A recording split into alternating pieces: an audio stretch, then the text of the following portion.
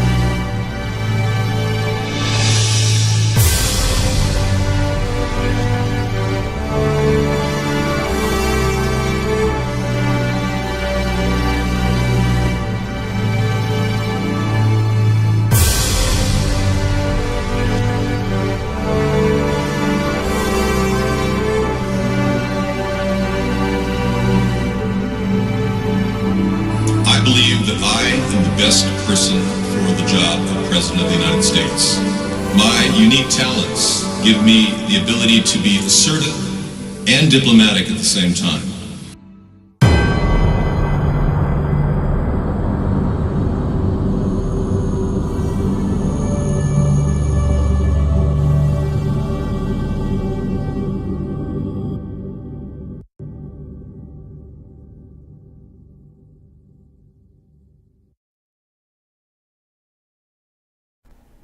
Wow, we're here. Welcome to the show. I'm David Sponheim, and this is America's Third Party. And tonight's Conspiracy Monday, where we talk about the biggest conspiracy facing our country right now. The possibility that they are literally drying out our coastline of California. They've created hurricanes and tornadoes using technology that was created over 100 years ago. Nikola Tesla developed the technology to alter weather using phased array radar and heavy metals in our atmosphere. They're able to create an environment for anything they want. They want to hurt our economy? They certainly can. And it's a big issue that we have to address. Our two parties, the Democrats, Republicans, have become completely useless and inert on these issues. They would rather think that chemtrails are some sort of a condensation pattern out of the back of planes, when we know that they're dumping chemicals in the sky all over the place, causing a tremendous amount of weather change. It's a rapid thing, and their goal, and the people that power up our world who own the two parties, their goal is to create a wasteland, a weak economy. And we're looking at a potential of what Misanthropy brought in the show tonight, of directed energy weapons being used, like this one right here, etching into the coastline and creating a pattern that would be used by our government as mass transit to slowly kill off individual farms and real estate and make it so that they could core a railway line down the center of the entire country. It turns out that the fires follow this pattern perfectly down the coastline, the center of the coastline. So they're literally killing off the property values. They're using this method to destroy land and seize it. And it also doesn't have an effect on insurance rates as much because it's seen as a fire, an act of God. So people don't collect as much insurance. This is a scam that's unbelievable, and it's disturbing that they're able to pull this off to create the veritable area that they need to build whatever rail line they want to stick in. Oh, this is serious. Now, Scissor Fight says you had contrails here when it was 104 degrees and 5% humidity. There you go. Evaporated all of LA, all of California, and they have these things in the sky. They're definitely not contrails, they're chemtrails. I agree. So this is a theory that was produced by Misanthropy. He grabbed it, and I think it's really a very valid theory. Now, if you guys want to look at this image, check it out. Here it is in the chat room. Watch it, look at it, read it. It's very powerful. And the idea that they're using these techniques to do this is very real. Now, they're also trying to create the environment for taxation. They also can use this to tax us. Cap and trade, the big thing Clinton is pushing. That's a serious problem. That's something I don't support. I believe we can get rid of greenhouse gases much more effectively by just innovating, not charging you people taxes for the meat you're buying, so that somehow the cow will somehow offset the flatulence coming out of the cow's anus. Yeah, that's a Democratic thought. I don't support that idea. When I say Democratic, as in Democratic Party, I support democracy, don't get me wrong, but... So Hillary Clinton is running again. This is the news coming out of the news stories that are flying. Politico has the story. Yep, she's back. Right. And whether she's real or if she's a clone, who knows? She's ready to do it again. And here's the proof. No inside information informs this prediction. No argument is advancing as to whether her run is a good or bad idea. There are many to make a case either way. It's a statement of simple facts. Fact is that the former Secretary of State is doing everything she needs to do to run for the White House one more time. If she finds a path to do so, she will take it, and I can prove it. Okay, this is a story about how she's basically putting herself out there. And so is Michelle. Yeah, Michelle Obama is a very disturbing story about that. We just played a video earlier about Michelle and her recent statement that she used in vitro fertilization to have her 2 little girls. Yeah, that's a seriously messed up story. We'll be talking about that more tonight. Yeah, apparently there's no pregnancy picture of Michelle, but she wanted to get ahead of the story, so she claims she's had in vitro fertilization to have the girls. No, she doesn't have a womb. This is the mother, their best friend is the mother of one of the girls, Sasha, and Malia's actually the 2 parents of these 2 girls are actually their best friends. They traveled throughout the country with them over the years, and the best friends have been traveling with the girls. The girls have been on loan. You see, Michelle's a dude, and we talk about that in our show tonight too. I'll be bringing that up. Michelle is not a woman. And she shouldn't run as a woman. She should come out of the closet as a transgender and explain that she lied to everybody. I believe it, 374. All right. Nope, there's no way you're going to be able to turn your humanure into a barbecue. Unless you create briquettes and they have to be kiln dried, which takes a lot of time and a lot of energy. Some people cook with cow patties in some areas of the world. You know, the dung from the cow, you can light those on fire.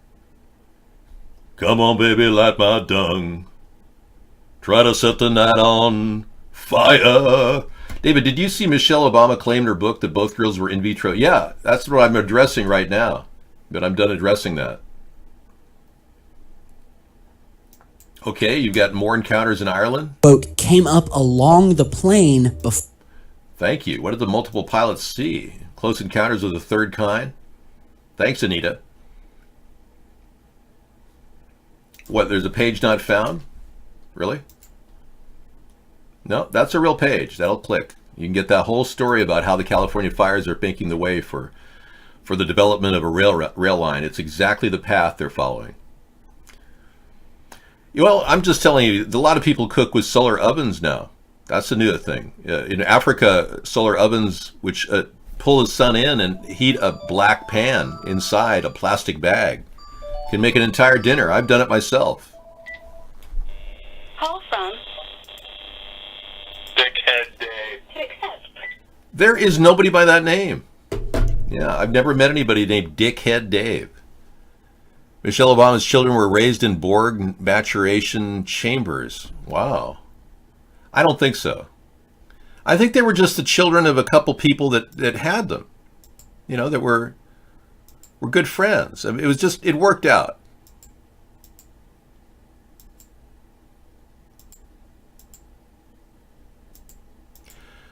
Yeah, like this woman that is her friend looks just like Sasha, I think. And Malia looks just like the father. Anita Blanchard is the mother of the shorter daughter and is also a professional medical doctor, MD, who is in gynecological, can't even say it, menopause and... Yeah, she's a gynecological doctor, yeah. So she handled the pregnancies because it was her baby. We can prove this. Yeah, right. Well, that's what I thought. And I looked under Richard Head Dave, and there's nobody by that name. Look it up. Google Richard Head Dave and Dick Head Dave, and there's nobody by that name. Nobody in the world has taken that real name. Okay, moving on. We've got a story to talk about. State regulators investigating PG&E. Now, this is how the media covers up stories. They're saying, oh, the state regulators in California are investigating PG&E and SoCal Edison for roles in the deadly Camp Woolsey fires. I doubt they'll find anything wrong. They're just claiming that to appease the people who think that their smart boxes, all the smart meters in their houses are blowing up. This is scissor fights theory. They were using the smart meters to spike them with electricity and start fires. Where have all the veneers gone? These are veneers. I've got them right here. Yeah. David, I told a TV to a wonderful caravan Guatemalan fellow who's going to watch UHF on rabbit ears. The entire village of Puerto de Rosa, Soros, silently is watching you in the moonlight. Vive el presidente del Spoonheimio. Gracias, amigos. Richard David is a urologist, but his name isn't Dick Head Dave. Yeah, big difference. But thanks for looking. If his middle name was H, like Jesus H. Christ, that would be a different story. You know, everyone says Brie Olson's going to run. I don't know. She hasn't contacted me. I didn't know. Is she of age? Can she do that after her years in child television? Christ. Yes. What does H stand for Jesus H. Christ? Does anyone know? Maybe you're religious. What is that? Does anyone have an idea? Is it Horatio or... Sarah asked me that the other day. Hawaii? I don't know. Jessica Loves Jesus doesn't know either. And she's an expert. Grateful Dead, Uncle John's band. Oh man. Seriously? Talk about a conspiracy issue that came up recently. I'll get to that in just a second. The Florida recount is going forward. Political, legal fights overtake vote counting process. Rick Scott won't give an inch. He insists that he wants to win. Okay, Trump makes a baseless claim that the stock market is plunging because of the prospect of Democrats investigating him. Yeah. Well, it's a good transition to the next subject. The stock market is plunging. Oh, yeah. Here's today's roll. Veterans Day, by the way. Happy Veterans Day. Yesterday was Veterans Day, but we're celebrating it posthumously. Boy, that's a pun and a half. That's a double entendre and a pun. We're celebrating Veterans Day posthumously. Sorry to say. Yes. So we're looking at a Dow Jones that just continued to drop all day long until it reached 602 points down. And it's still pointing downward. It's still on its way down. Yep. So Donald Trump won't take credit for the stock market crashes, but I know who Brie Olson is. I didn't know she was running. Yes. She can't run. I'm so sorry. Yep, she has to be 35 years old. She's not old enough. Or is she? No, she is. Yes, a correction. Yeah. I'll be darned. She is old enough. Well, good for her. Yeah. Let's see what we want to do here. Bree, you want to make a phone call? Dave, it's a film two college roommates created. Tim comes from the humble beginnings and he has to work his ass off, put himself through school. But Dave, on the other hand, is a rich mommy and daddy that doesn't have to work a day in his life. Are you serious?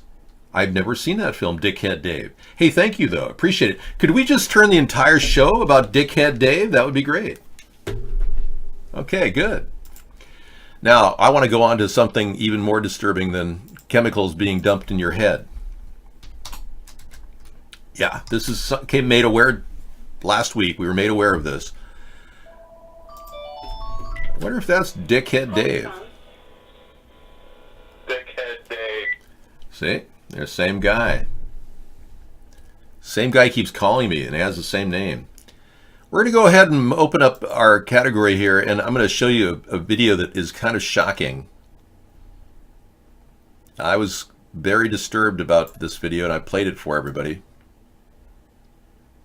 Yes, very, very disturbing.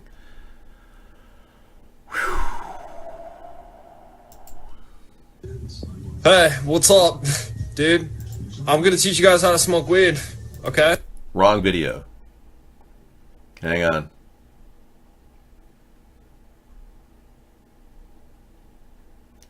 Right, and I'm still looking for it. Okay. You're looking at a video, and I'm going to give you a link to this. Fascinating. It is a Grateful Dead. It's a Grateful Dead tribute, really. It shows you that the parents of the Grateful Dead members were all Nazis. Now, here's the Grateful Dead, a major group that affected a lot of people. There's their New Speedway Boogie. Many of your uncles and fathers and grandfathers probably were speed freaks because of it.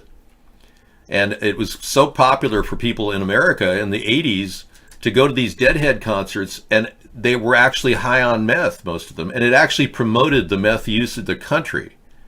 Well, it turns out that Hitler was on meth, you know. That was one of the things he used to keep going. He mainlined methadone, crystal methadone. And I guess the kamikaze pilots of World War II did that as well. Well, check this out. This is shocking. The people who were in the Grateful Deadhead group, Grateful Dead, were all the sons of Nazis. Now, Helmut Kuntz was the father. He was a dentist who ordered the anesthetic children of Joseph Goebbels before they were killed. There is Helmut Kuntz, is the father of Jerry Garcia.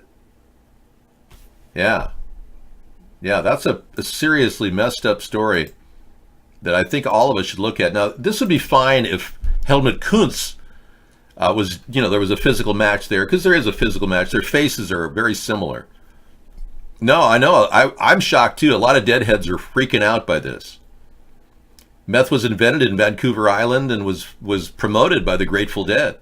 They didn't openly promote meth use, but everybody that went to the concerts were just doing this white meth. I never went to a concert. I didn't do meth. And many people don't know that Timothy Leary worked for the CIA, distributing LSD and promoting it. Well, there's nothing factual other than the simple fact you could read about it here in this link. You check it out on your own. I know it was first spewed. I still believe it's possible. Yeah, look at the father of another person, Bob Weir. Check this out. You have to read this and go through it, but Karl Brandt, one of the doctors in the Nazi party, was the father of Bob Weir, and you can see the same dimple right here in his. You can see that same cleft chin he's got right here. I don't have a cleft chin, but yeah, kind of like Kirk Douglas and Michael Douglas. Isn't that amazing? Now, I'm going to let that play for you guys to look at while I do the show and talk.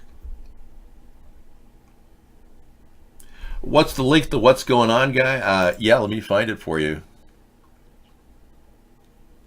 I know many of you don't want to talk about the fact that the military was involved in the rock and roll industry. You'd rather just talk about nothing.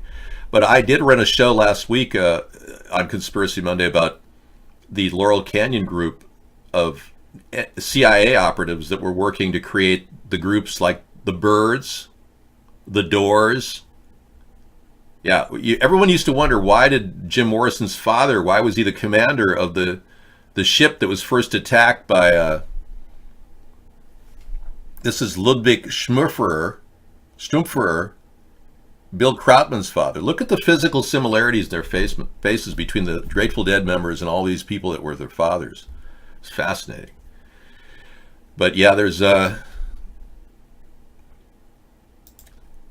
I guess what I'm saying is we're breaking through a ground about the Laurel Canyon story. It turns out the government, I know, the government was behind the 60s. And I was researching this down the conspiracy road, and we found this. Somebody referred me to this video. But the government was implanted with Operation Paperclip, where they brought in Nazis into this country. And many of them were social engineers. Many of them were biological engineers, chemical weapons experts. Many of them were nuclear scientists. Hundreds of these people were brought in under the Operation Paperclip, and this has been a big issue. The Grateful Dead was part of the Tavistock Institute's greater vision. They, along with the Beatles and other rock and roll groups, were actually created to manipulate our minds. I know the link for the What's Going On guy. Let's just listen to him. This is the kind of guy... Hey, what's up? This is the kind of guy that, you know, now turned to pot because he doesn't want to do bad drugs like meth. Dude, I'm gonna teach you guys how to smoke weed, okay? First, what you're gonna want to do is mix up some weed. Sorry, I forgot to do the last part. Then you smoke it. So, hey, what's up? I just got done listening to some Kanye West, and I gotta say, my mom just walked out. I think she heard. So anyway, this is the youth of today. Here's the link to this video. I know, Howie, you really like these videos because they kind of remind you of your personal life. No, this is just some guy who made a video on the internet. I don't know who it is. Dave says you're banned if you ever cam up again. Yes, Melko, you're not allowed in here. Do we have a Melko in here? Majesty, no. We're banning you permanently. Yeah, you've been perma-banned. I'm so sorry.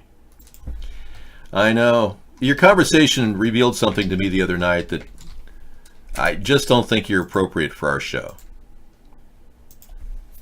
He looks a lot like you, Dave.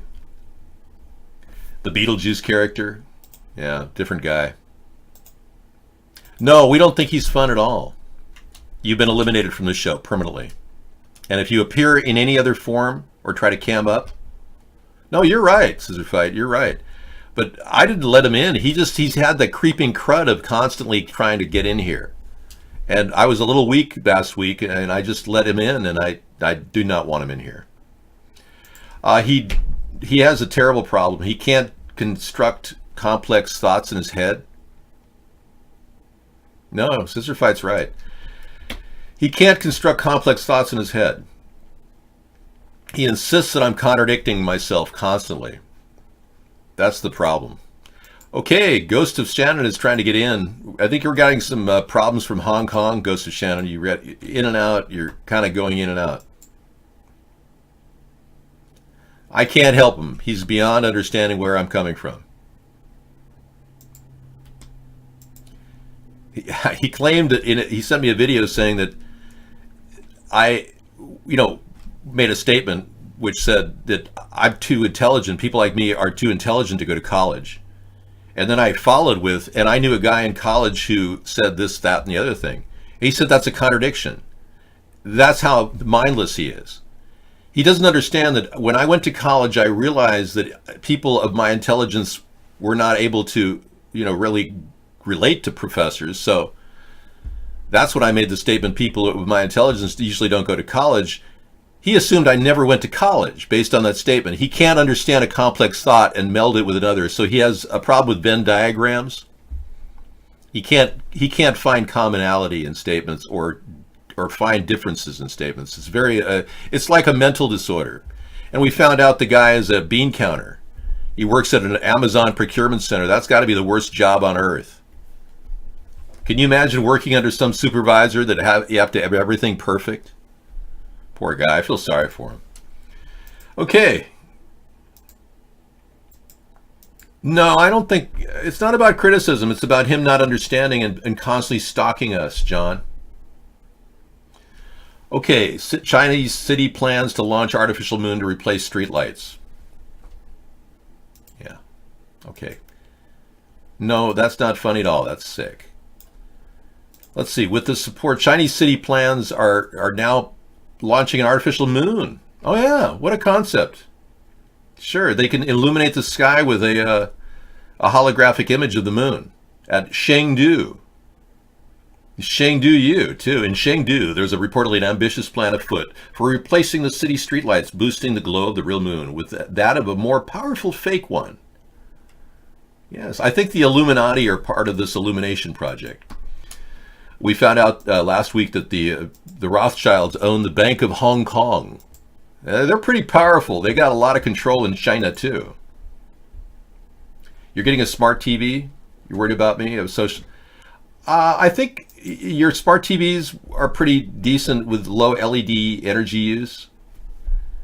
I asked somebody who's selling TVs, do they have cameras in these TVs, in the pixels? She said, no, sir, there's no cameras in pixels. But when you think about it, why wouldn't they put a camera in a pixel?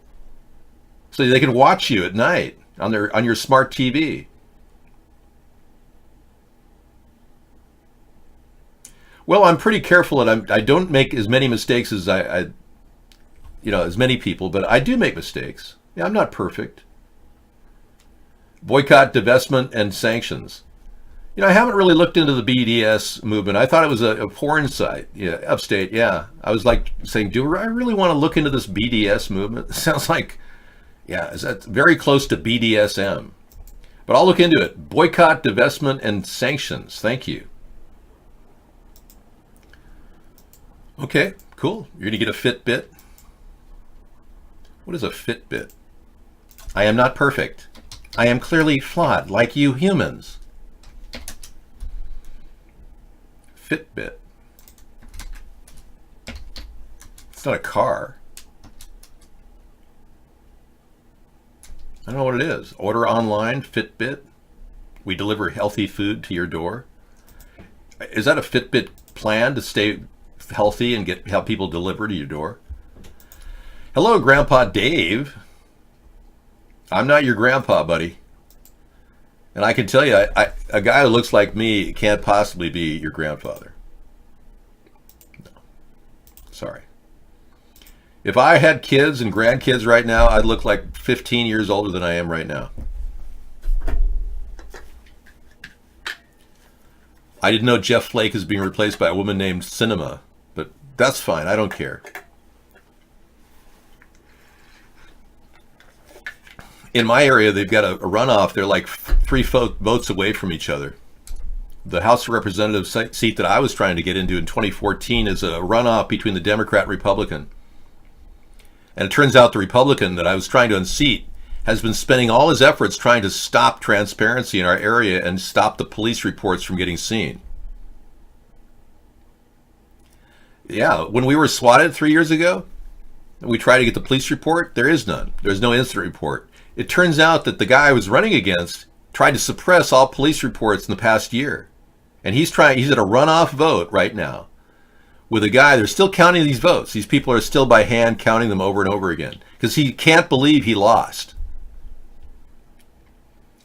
Yes, we believe we may have banned your Xenu account, Oaklem. Yeah, you're on close watch. If you appear to be anything like Melko, you will be banned. Campaign of the SWAT video?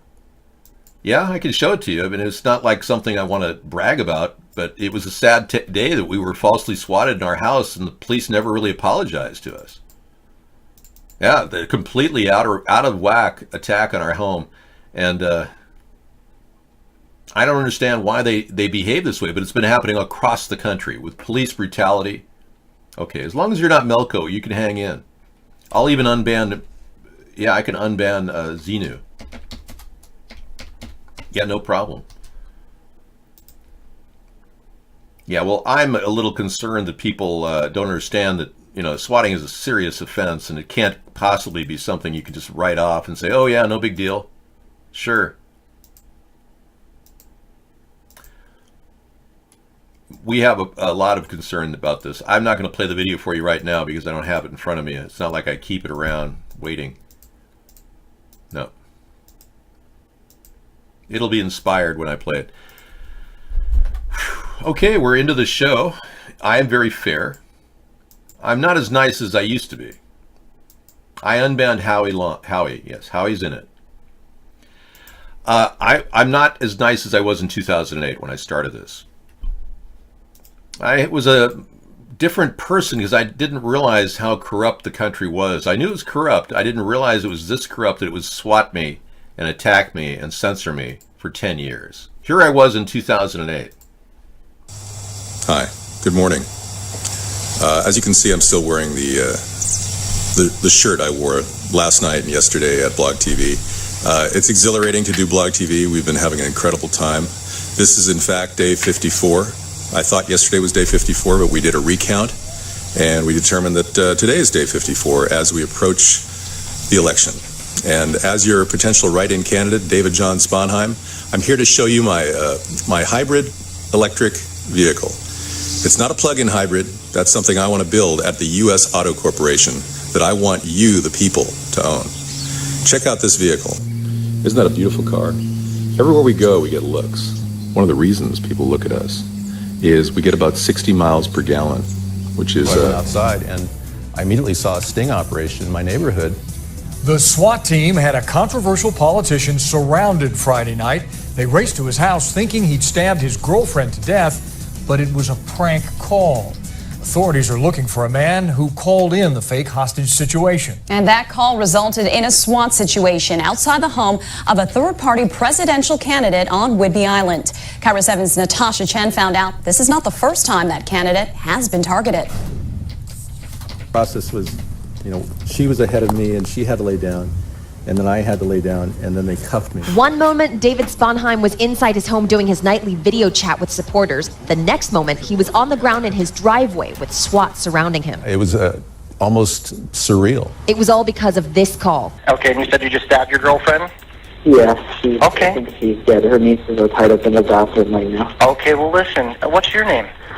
Her name is David. That wasn't him, but the caller gave dispatch Sponheim's address. This is not the first time Sponheim says he's been the victim of a hoax. Several years ago, he said there was a bomb threat. Then 2 months ago in June, someone called in a threat, again pretending to be him. It's evil in the sense that it's a sick joke. It's a sick hoax that people are trying to...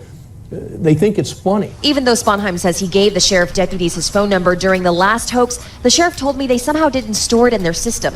Sponheim says detectives should have realized it was a prank because they even got on Sponheim's live video chat to ask his partner to call 911. I asked Sponheim whether he's being targeted because of videos he's done in blackface. It's ironic people don't understand that this country was founded on and predicated on freedom of speech, and my right to impersonate the president was paramount. But he and the sheriff are frustrated at how these pranks wasted important resources. You can't possibly expect to get away with it. There's a lot of weirdos out there that are going to come out of the closet thinking that they can take a pot shot at somebody like me. In Oak Harbor, Natasha Chen, KIRO 7 News. Anyway, yeah, it happened. They took a pot shot, and it's over. But I handled it really well. I went into a very peaceful mode. I used some of my meditation ability to calm myself and make sure that everything went very smoothly. Luckily, I wasn't killed. But the guy holding a gun on me, with a laser sighting on me, about 15 men were around me. They were like frightened out of their mind. They were like, I was serious. They were sweating like, well, I shouldn't say the P word, but yeah, they were sweating. Well, it's stupid that we shouldn't even have SWAT teams in local police departments in America. All of these SWAT and MRAPs and HRAPs should be put back in the National Guard headquarters in your local area. We don't need SWAT teams in our local precincts, and they're trained with only 2 or 3 days of training. Because they didn't file a police report, it's an open-ended case. Once they file a police report, I have 3 years to file a lawsuit against them. In the meantime, once I'm president, I'll be opening up a detailed investigation of the entire crime situation in our area. But until then, we're just going to let it stay in limbo. So Sarah is here. Hello, Sarah. Welcome to the show. Hello. And she's going to give you some fun chat, just general stuff. 602-point drop in the stock market today, Sarah. And Trump is blaming it. Wow. He says that this is all because the Democrats are investigating him. I'm sorry, but the Democrats have been investigating him for about a year and a half, nearly. It hasn't reflected a bad stock market, so it's looking more like he's guilty of something. And the question of will Pence take over is becoming more and more real, especially in lieu of the fact that the Pence hasn't revealed his personal emails. And like Hillary Clinton, he's avoided revealing any personal emails. That's suspicious. We've known each other for about 20 years. Sarah and I were pretty much internet newbies in the early 90s, and actually we both kind of went online and chatted, and we finally found each other in 1998. Yeah. And you look about the same as you do when I met you. One score. And that's it. That was it. One score and 1 month ago. Yeah, we have literally a long history together now, and we've been doing this show for about 10 years, which is exciting considering how much effort we put into this. We have a lot of viewers around the world, and that's a big plus. We never made a penny on this effort, and we do take a few donations now and then, but we're not really building a huge financial war chest for 2020. We're using the internet to its fullest, and still to this day. Yeah. All right, Okay. so Sarah's going to take over. Yes. I'll take over. Another room somewhere, Outer Chimp. I'm not really sure. No, you cannot have any of my hair. One site, upon my demise, I'll give some of my hair to Locks of Love, but not until my demise. That should be, a couple 100 years from now or something like that.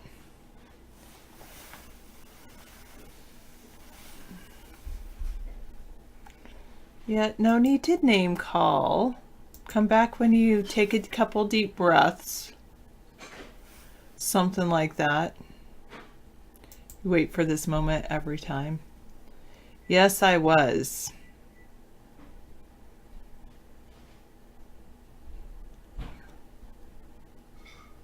There is one down in Langley. That's pretty funny. Thanks, Roboskills. 1989. Don't purge shadow. Yes, I won't purge shadow anymore. I know. I won't purge you. I thought I was sticking up for Misanthropy because he's like a friend of mine.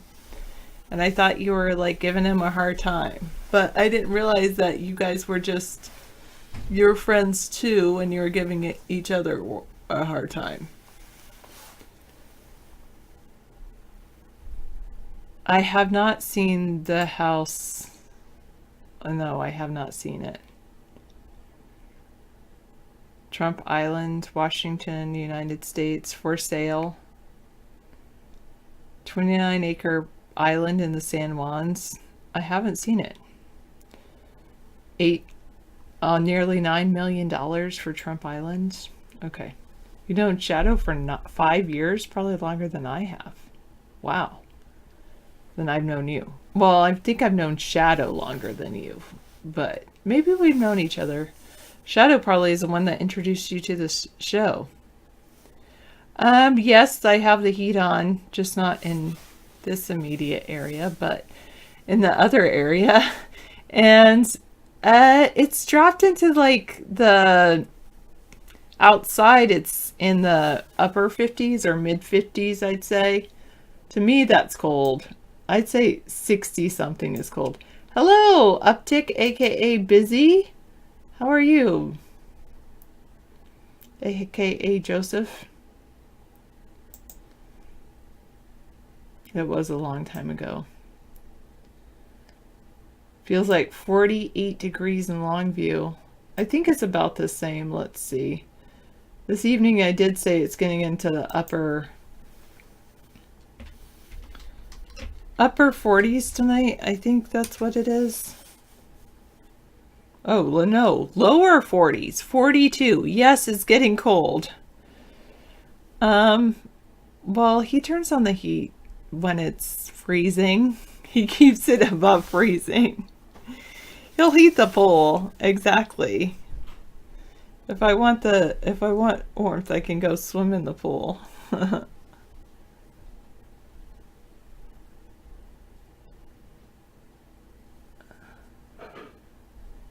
It's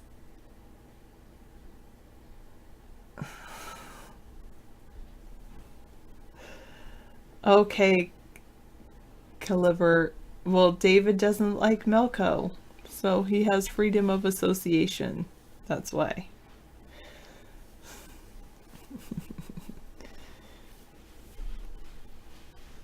No one, yeah. I did have a fairly relaxing day off. Yeah, I was going to get some things accomplished, but I guess I started on the things I wanted to get accomplished. Didn't get 100% there, but I'm still working on it. True. No real days off with 185 IQ. That's true. David was still talking about the show at least half the day. And we were doing things around the house as well. You know, sometimes when you take a day off of work, it's a day to catch up on your to-do list around the house. I agree, Deeker. I'm not ready for snow or cold and wet. I don't think we're going to have some snow around here for a while, at least. A saddle? What? No.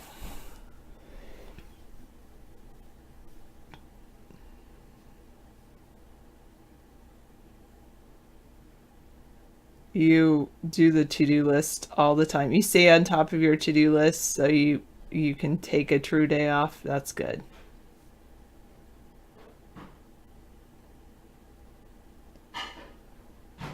Okay, thank you, Caliver.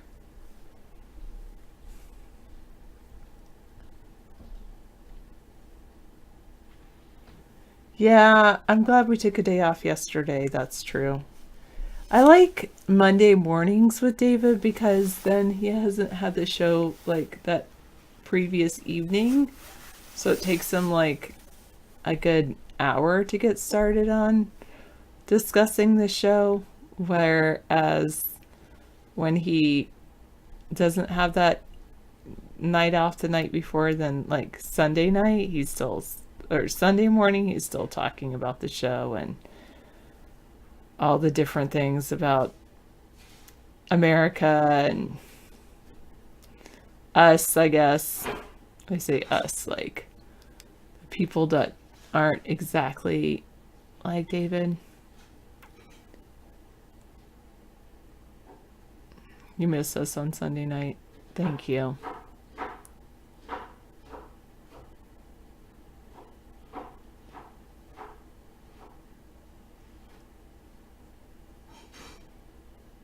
As the crow flies, but you have to go through the sound to get there. How much soup is left? That's a good question. Probably a good half gallon, I think. So yesterday David made a really good, I had brought home, yesterday David made a really good dish, I would say, for David. It was, well, for us, I should say. But I had brought home a kohlrabi from my garden, and I don't know what my IQ is. I do know I got a scholarship from Mensa, but so I always say maybe I outsmarted Mensa because I haven't paid them to tell me what my IQ is.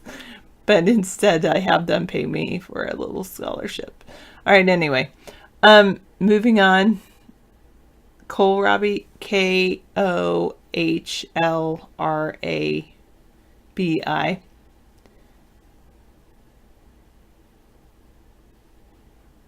America spells patriots.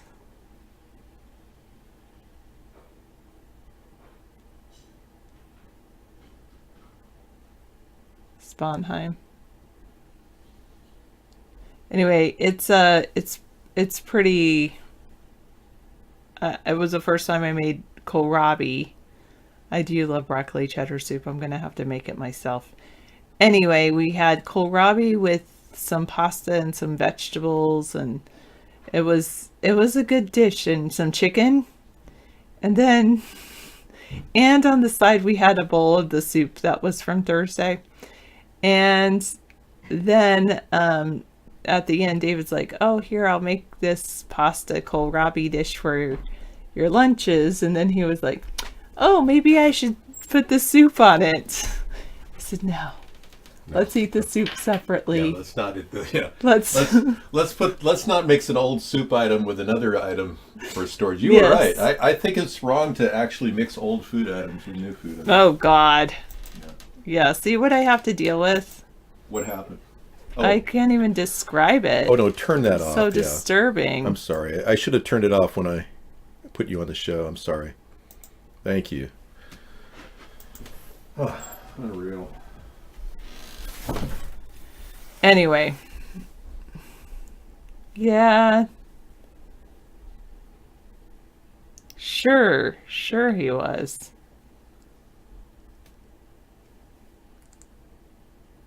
Oh, so yes, exactly.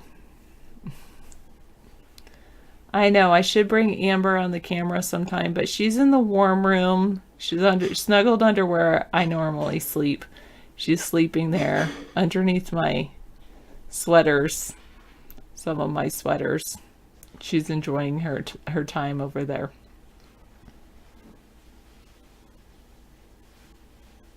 Yeah, I love Amber.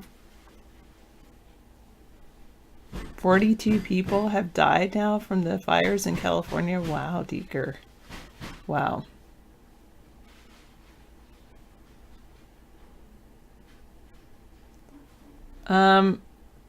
I don't have it. I have it in another location, but I'll bring a copy of my Mensa scholarship. I didn't join Mensa.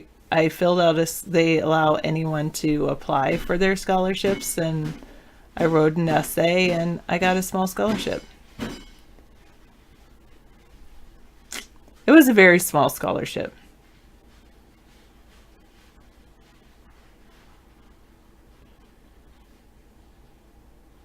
I would not do that, RoboSchools.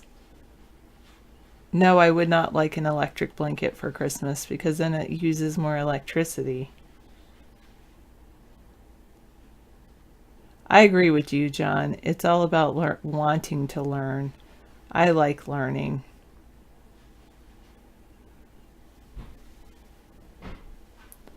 I love learning.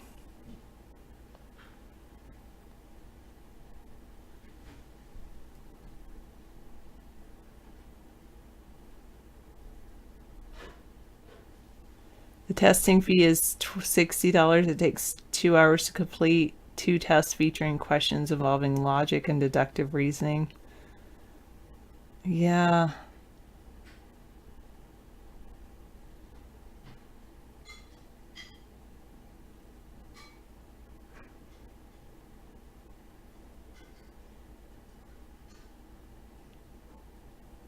Yeah, I don't know if I would qualify. Some people are like me. They're like, I don't even want to try. It's a little intimidating, but oh, that's an interesting idea. I wouldn't want to do that though. Anyway, you qualified in 8th grade. I did take a test when I was in 8th grade called and I got in the 98th percentile. It was called the Golden Gate exam. It was given in California. I don't think they give it out anymore, but it was a mathematics test, and I was in the 98th percentile on that test. which I didn't really understand at the time, like the percentile ranking versus the percent ranking. And I was always like a perfectionist. So I was like 98%. You mean I didn't get 100?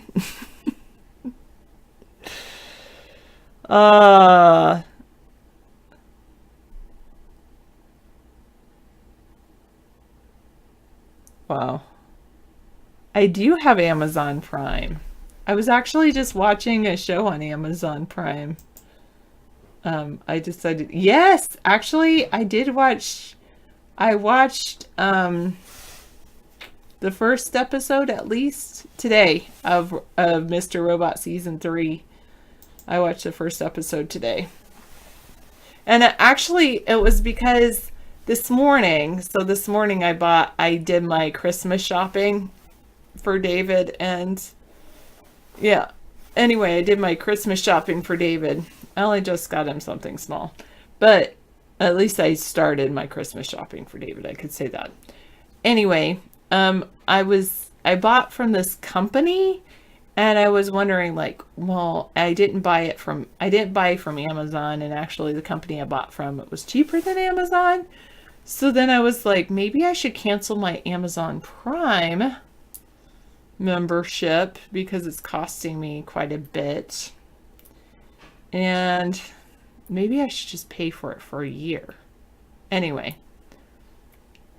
long story short, I decided to look at the Amazon Video and see if it's better. They offer better things than Netflix, and I was looking at Mr. Robot and a couple other things, and I said, I think I'll keep it. Yes, I would. Yes, more endowed than what I saw on camera earlier. Fortunately, David doesn't go and show everything off like you do. Or at least what you think is someone else's that you should try to show off. That's a female trait, Roboskills. I can't help that. Lots of women do that.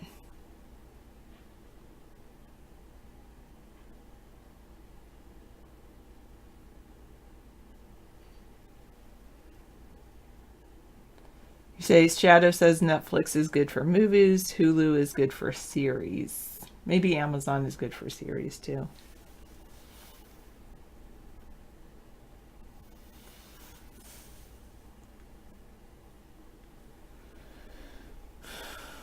Sometimes they still don't know how to teach it, John Uncaged. If you have more hints, let me know.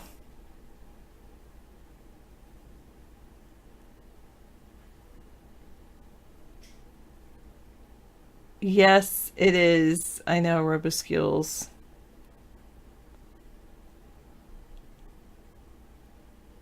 It's a way that women almost deflect and try to come to a consensus. It's just, and I can't really help that. It's in my, I don't know if it's the way I was raised or it's the way I am. I don't really know, or it's genetic, but so a female trait is that women often add an inflection at the end of what would be statements. And so instead of like saying, I like chocolate, they're like, I like chocolate? Like almost and it's a way that women speak that is seeking affirmation from others. More like, and it's not necessarily questions. Let's go to the movies? Like that. Yeah, like that.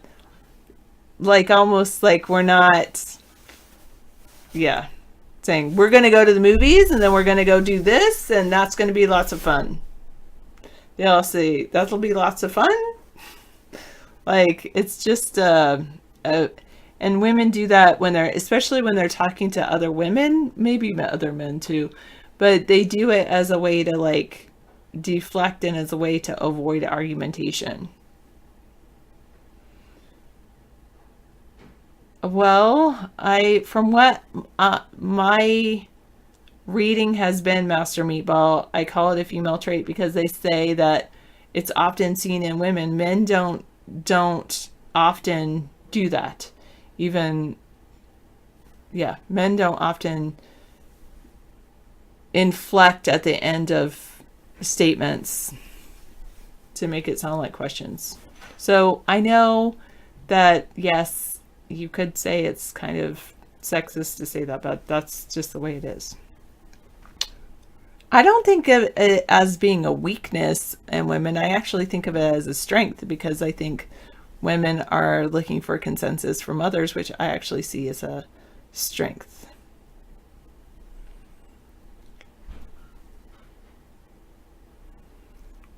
That's good for you, ATP 3030. Oh, do politicians do it all the time? They might, because they're also looking for consensus. They're looking for people to agree with them. Hello, Real All Ranger, all the way from the Panama Canal. What are you doing down there?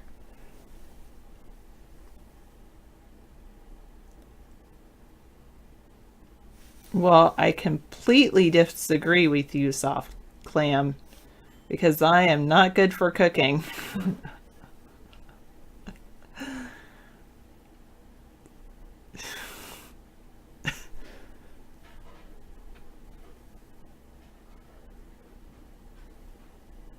Yeah.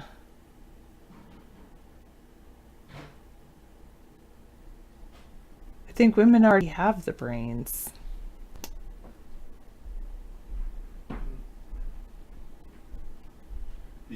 Yeah, exactly, Misanthropy. Most guys cook, the women don't cook if they can avoid it. Yeah. I mean, women might like to bake and make salads. Yeah. They don't really like to cook, though. Most guys do that. Yeah, most guys like to cook because if you think about it, they did the hunting and they came back and cooked their kill. Yeah. They got their fire going. They like their barbecue going. Yeah. Real All Ranger is sailing on an oil boat in the middle of the Panama Canal. Oh, wow. That's pretty wild. Who's doing that? Real All Ranger over at Periscope. Oh, Periscope. Real All Ranger is out there in his boat in the Panama. Wow, that's amazing, man. So I was going to show you that map that Scissor Fight came up with. I think it's over here, if I'm not mistaken. The image. No, we're not here. taking calls. Yeah, this is a map. Of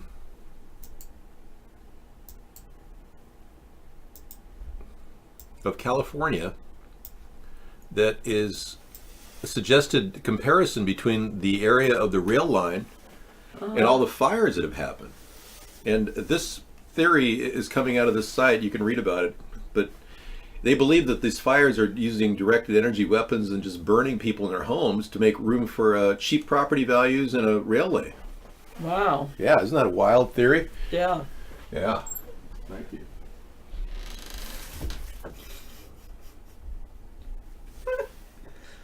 How did that happen, Misanthropy? They microwaved a frozen burrito and they somehow ended up burning the outside of the frozen burrito while the inside was still frozen. What did they do? Like microwave it in a paper towel or something? That's so bizarre. Wow. Yeah, that would be a little difficult to do. Maybe they don't understand. Like sometimes you have to do like power levels. I can defrost something.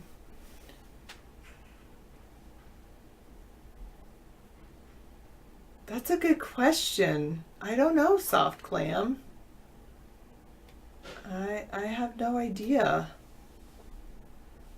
But I'm not interested in doing a study of that, so maybe you are.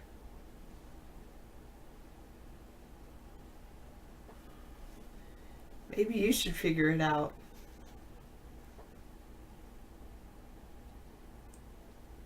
All right. GNCTL Hero. Whatever that is. General, I don't know.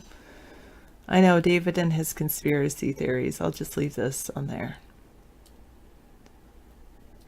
This is the fires are to get the homesteaders to move from their prime real estate. Could be 554. You broiled your first frozen pizza. That's not a bad idea.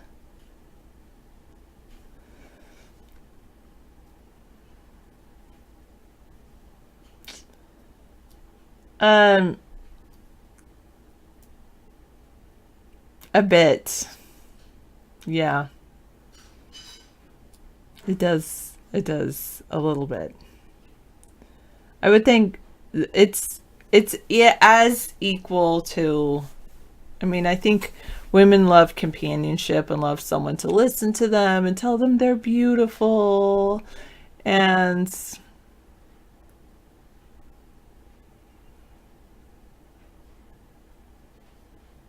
yeah, David does all of those things and more.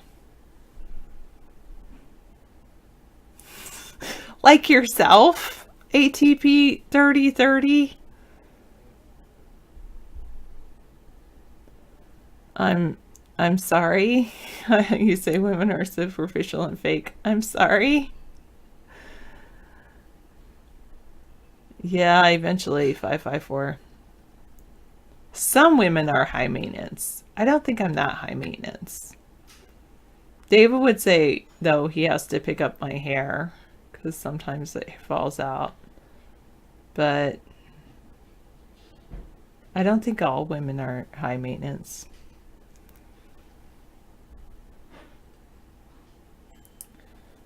Yeah. I mean, the thing about my hair is, yeah.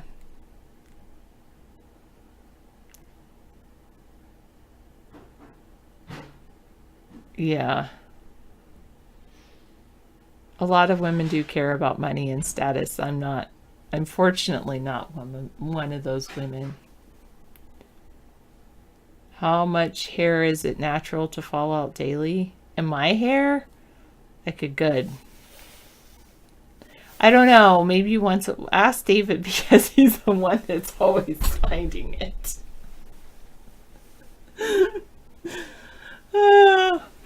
Oh gosh. But when I comb it out, I get like a good amount of hair. Handful, I'd say.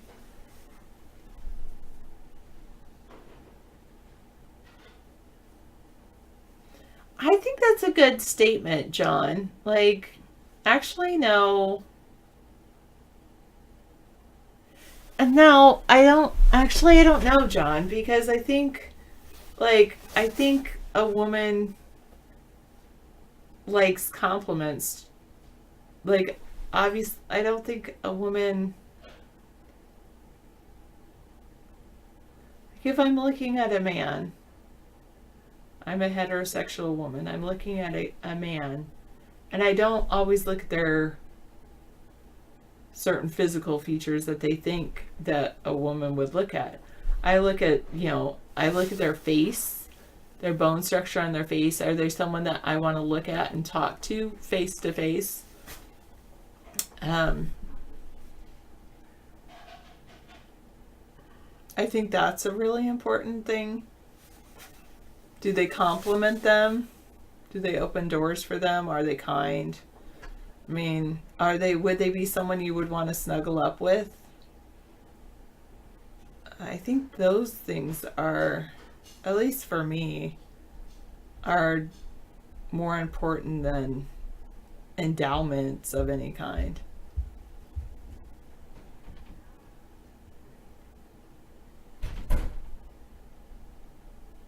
Yeah, I understand. Yeah, it's more superficial, and I think that's just one factor to consider. I think when I think of someone, is it someone you want to kiss? Kissing is very important.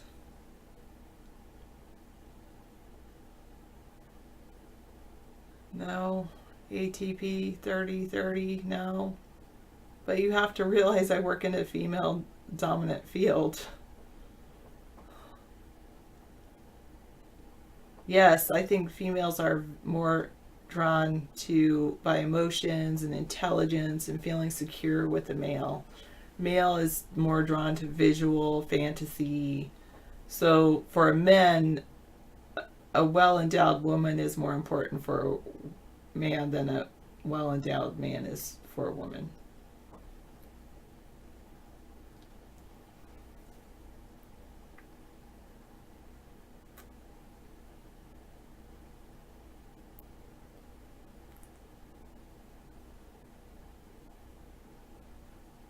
Yeah, but some of the brush that they have to cut down, Froggy, is huge trees on the side of mountains, and the trees are dying because of the drought.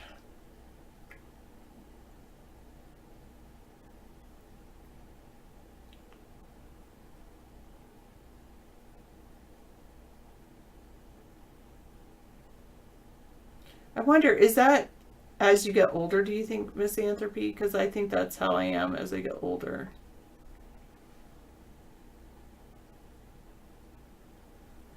Yes. What's the most important for a woman? Money, looks, money, or status? Thanks, Real All Ranger. I think looks are important to a woman. Does a guy take care of himself? Does he dress nicely? I know a guy that all the girls liked because he wore a suit and tie. It's, you know, when they dress up, it's very nice. When they take care of themselves physically, that's good. But brains is... Well, some women are sapiophiles and they love to have intelligent conversations with men.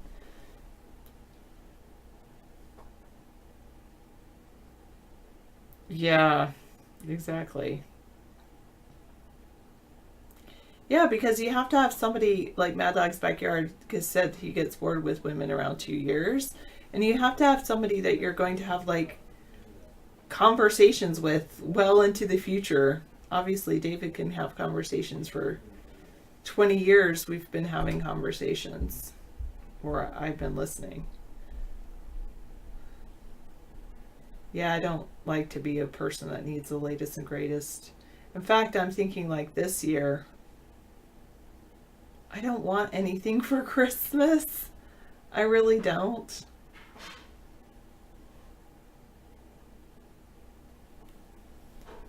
That's true. Cereal box jawline. What is the cereal box jawline? Like a square jaw?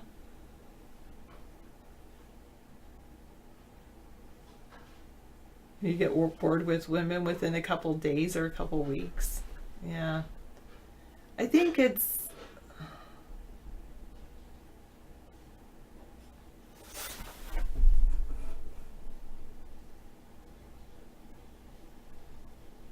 Yeah, you can spend a weekend with any woman, but you need a woman you want to spend the rest of your life with.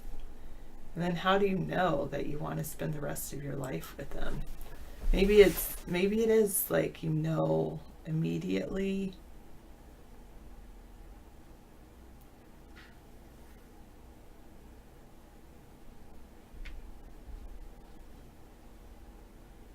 Oh, some women do like humor. Oh, she laughs at you and you laugh at yourself and you get along.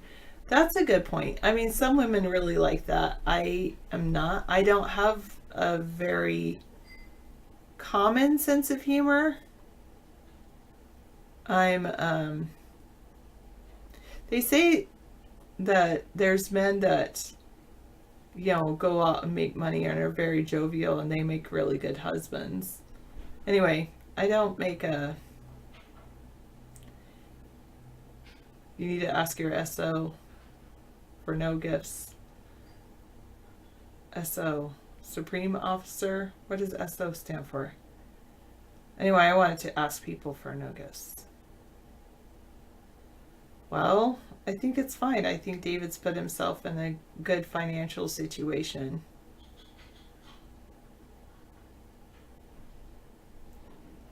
Yeah, they always... Oh, are you talking about dating sites or other sites? Yeah.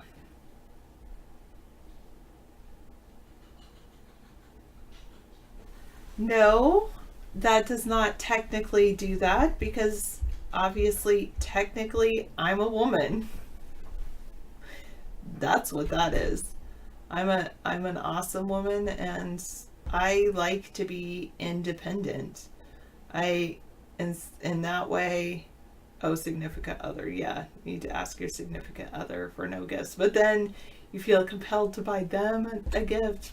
Blah, blah, blah. Anyway. Yep, David has his own bank account and David owns his house and I think he's done very well for himself.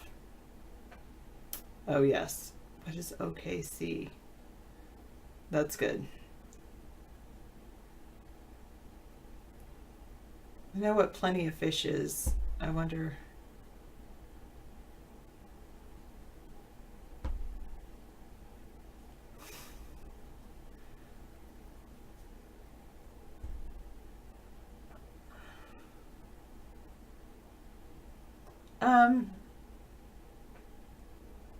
No, not completely. A to the P, ATP.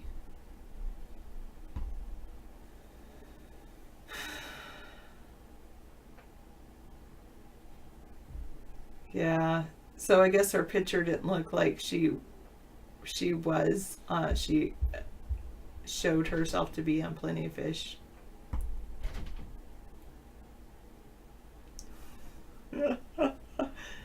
David and I go grocery shopping all the time. So the majority of food, I'd say almost 90%, well 80% of the food in his cabinet, maybe even 90% has a future expiry date.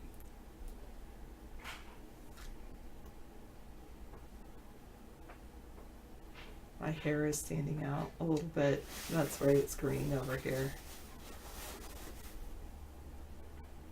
I don't toss David's food away.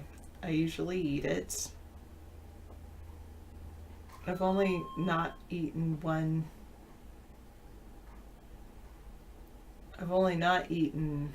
maybe one food thing that he made. I mean, tossed out one food item he made. I did toss out a couple things, like I let a pineapple go bad one time. I agree, Froggy. I believe in living within your means. No, I don't do that, ATP 3030. Yeah, I just want to make sure you're working. Thank you.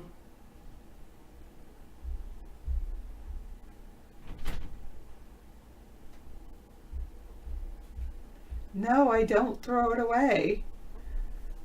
Sometimes I'll eat it, and sometimes I'll just leave it and let him eat it. But I don't throw it away.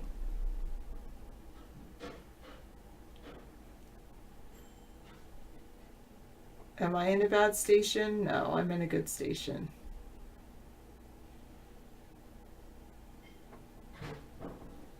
Too young or too old, Mad Dogs? Mad Dog's Backyard? Can I just ask that question? Oh. Wow.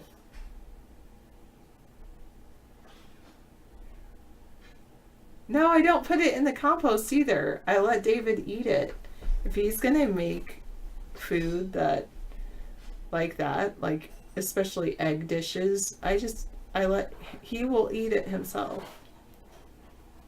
And there's times I will eat nightshades.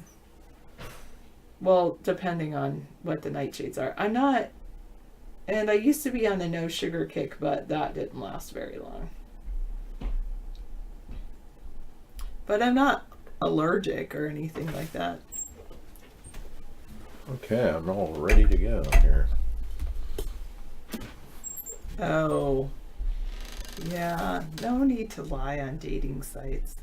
What does OKC stand for, just out of curiosity? I don't know. I'll find out when David comes in what's for dinner.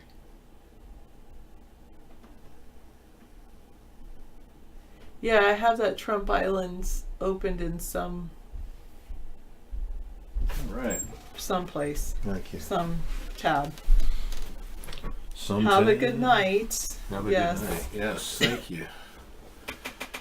I did make your dinner, a chicken with peas and that mix of kohlrabi and rotini. Yeah, that was what I had yesterday. I liked it. It's pretty good. It's got some pork in there too. Enjoy. Fantastic. Oh, here, I'll move this over. Yeah, you just take it out. Thank you. There you go. Okay. All right, Sarah. Thanks so much. Thanks for having. It is good. It is. Kohlrabi is actually like a potato cabbage mix, I think. It's hard to prepare. It's got a thick skin. Architecturally stunning. Thanks, Sarah. Sarah's giving. I don't know if it's just me that they do that horrible stuff to. No, they do it on my account. I'm watching it to make sure, so I'll take care of it. Yeah, we've got people in our show that constantly, moon us and things, and we have to deal with that. It's unfortunate, it really is.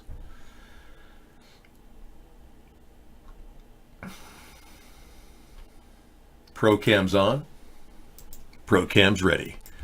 iBlog has these co-hosting capabilities so people can come in and chat with us. Okay, when I was just 18, some 30-year-old chick was trying to leave her husband for me. Really? When you tried to stop talking to her, she would call your house and parents would answer the phone? Wow. She was just looking for a way out of a relationship. She was cheating on her husband and you didn't want to, commit adultery, a mortal sin. Of course, you're an atheist, so you don't care. Has anyone shown Dave the clip of Trump giving the King of Morocco death stare? I have not seen that, Brian. Brian Pumper, everybody. Brian Pumper. Haven't seen you here, Brian. Is this a new name for Rodney? Sounds like a Rodney name, Brian Pumper. Hey, Dave, how are you? When's the show start? I just had some serious garlic, or shall I say, it was caramelized onion hummus. And man, your whole mouth smells like, onions for like hours on end after that. Good thing, because onion is kind of an antibiotic, prevents dangerous other things from happening in your body, and helps you fight those dangerous chemtrails that are being stuck in your body every second of the day. Yeah, onions are good. I cook with a lot of onions now. I love it. Onion is a great basis for your food. And it's a cheap, low-cost product. It's actually pretty affordable. Was Josephine allowed to visit Napoleon? Boy, Robuscules is off in La La Land here. Well, what I do is I usually brush my teeth and my tongue with peppermint toothpaste. It masks it somewhat. Yeah. Another thing you can do is, well, if you don't brush your tongue, a lot of your those smelly things in your mouth, the halitosis smells, are coming from your tongue. So you have to brush your tongue with some peppermint. That's what I hear. Yeah, humans have tongues, right? That's correct. So this is a great conspiracy theory that they're trying to core out the entire California coastline of houses so they don't have to pay anybody any money, really, just hardly pennies on the dollar. And they could burn their houses down, their $4 million houses, so they could make way for the rail line. I think it's one of the best conspiracy theories matching our world today. Did you use eggs and nightshade as a staple when Sarah hates eggs and nightshade? Oh, I don't really. I don't use eggs anymore, nor do I use nightshade. She had a great tomato plant. Yep. She doesn't hate nightshade. She was just trying to stay away from nightshades. I was trying something, but I don't think that's why I thought I had some inflammation in my hand, but it doesn't affect me. Yeah, it doesn't really affect her, the inflammation. It's not nightshade. Hey, Zach's calling. Okay, Zach. What's up, Zach? Hello, David. This is a serious call, by the way. Oh, we have a serious call. Wow, well, this is kind of rare for us. That's great. What's your question? It was more of a statement. I kind of have a confession to make. Okay, what is it? Well, I was on iVlog, and I logged in, and then I showed Sarah my testing. I'm sorry, what? I didn't hear you. The connection dropped off accidentally. My finger gets a little twitchy when I hear things like that. Yeah. Yeah, I know. Uh-oh, Dave's back. He sounds like a total pervert, that guy. Okay, we're going to take a look at the Curb Your Trump Enthusiasm stare. The apparent horrible stare he gave the King of Morocco. We're going to take a look at this death stare from the Trumpster. The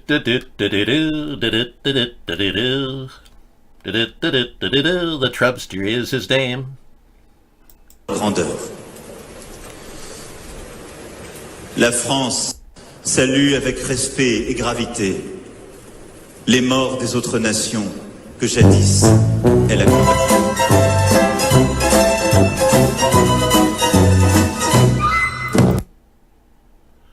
That's the theme from Larry David, I believe.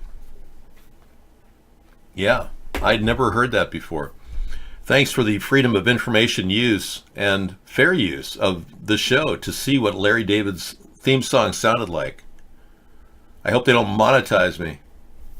Really, that's not that big of a stare. I mean, that's just like, yeah, I'm a tough guy. I'm messing with you. Yeah.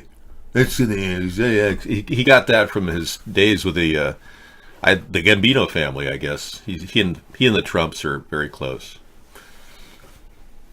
They're good friends, the Gambinos and the Trumps. Hey, any other questions about what's happening in the world? Because I really don't want to belabor the issue. Trump's baseless claim that the stock market is dropping 603 points because of the investigation by the Democrats is absurd. Our economy is collapsing as gravity drops. I mean, as the pebble drops. Grasshopper, can you snatch the pebble from my hand? As the pebble drops, the stock market too shall drop. What happened in Canada holds Mike near Dave. What happened in Canada? Yeah, I don't know what happened in Canada. I can't tell you. Florida recount. Rick Scott still pissed off. It's getting messier. Personal problems between the legal fights that are battling out here in the Sunshine State. Florida political legal fights overtake vote counting process. Tallahassee, Senator Bill Nelson is calling Governor Rick Scott to recuse himself from overseeing Florida's midterm recount. A call that will no doubt be ignored, but it represents the rising tensions in the 2-day-old process now beset with courtroom drama. Call from Zach. We just took your call, Zach. Yeah, we just took that. That was the same call. We think you're perverted, and we don't want you to call anymore. The King of Morocco fell asleep during President Emmanuel Macron's Armistice Day speech in Paris. That is his right. The king has the right to fall asleep, Mr. Robusculis. Do you not know that the kings reserve the right to fall asleep? Even you do. You do. All of you have the right to fall asleep during the day while you're talking to people. But if you make a steady diet of it, they'll think it's narcolepsy. Thanks for being here since 2012. Wow, that's amazing. Back into the news. All right, so yeah, I just think this is a messy situation. Golly. Trump makes baseless claim. We've got that. Luna is back and she's my everything, a lucky reunion of a paradise man and his lost dog. Now, this is a feel-good story. I'm not going to feature this right now. Mostly, we want to focus on mayhem, death, and destruction, and how the government is constantly propagandizing and telling us what true and fake news is. When you think about it, fake news started with the Pizza Hut, Pizzagate thing. Yeah, not Pizza Hut. Pizzagate thing. And the CNN apparently heard that guy blew up something in front of Comet Pizza, a couple gun rounds. This paid actor from IMDb actually did that.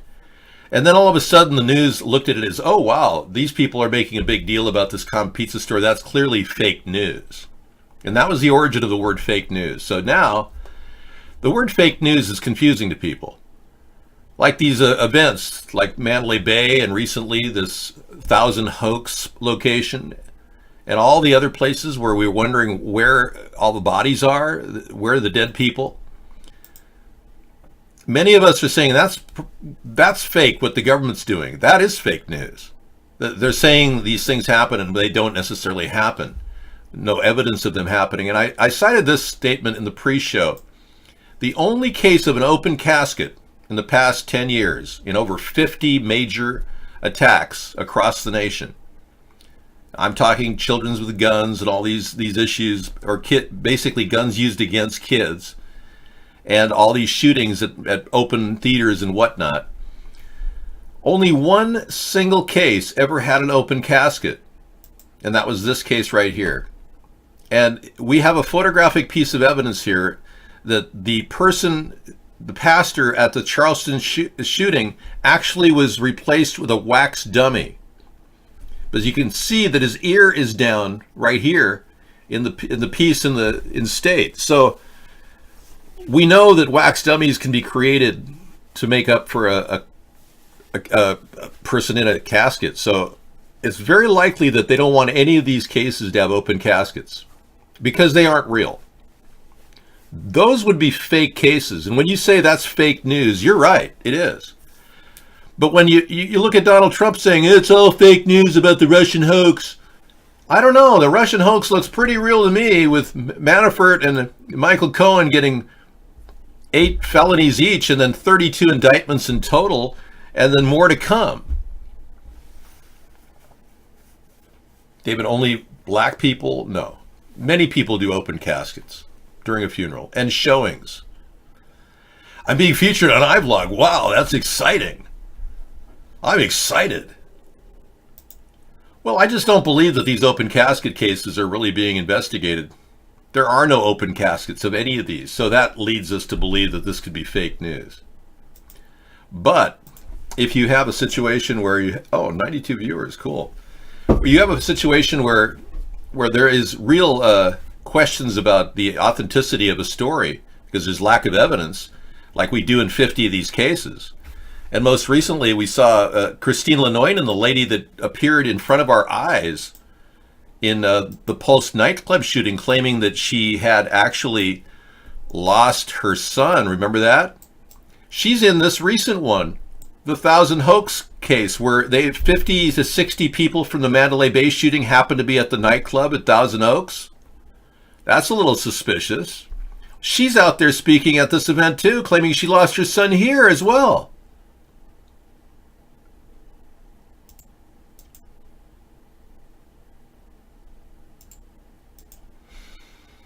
Watch full screen. Christina Lanoyan plays Susan Arfanos.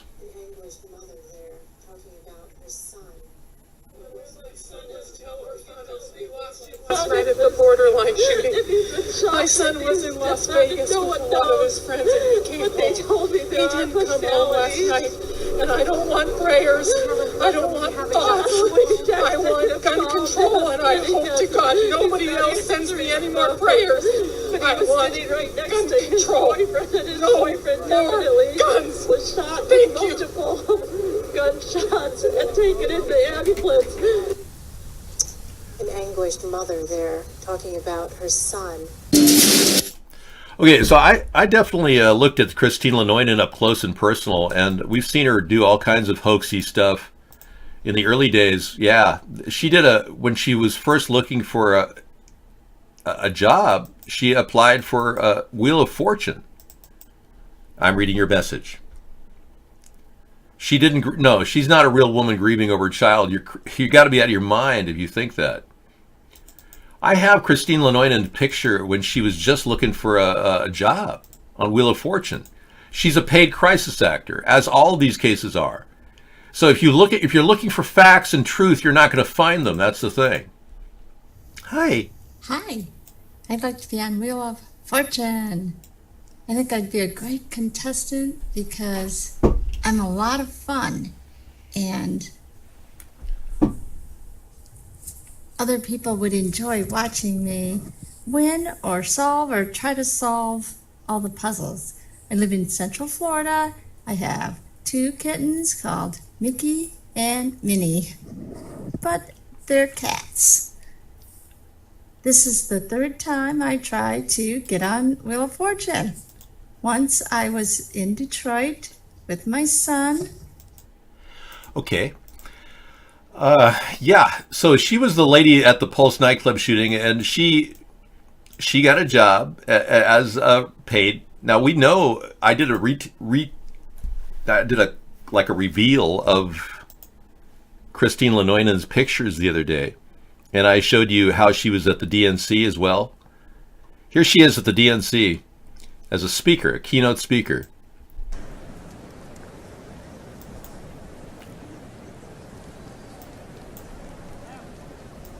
It takes about 5 minutes for a church bell to ring 49 times.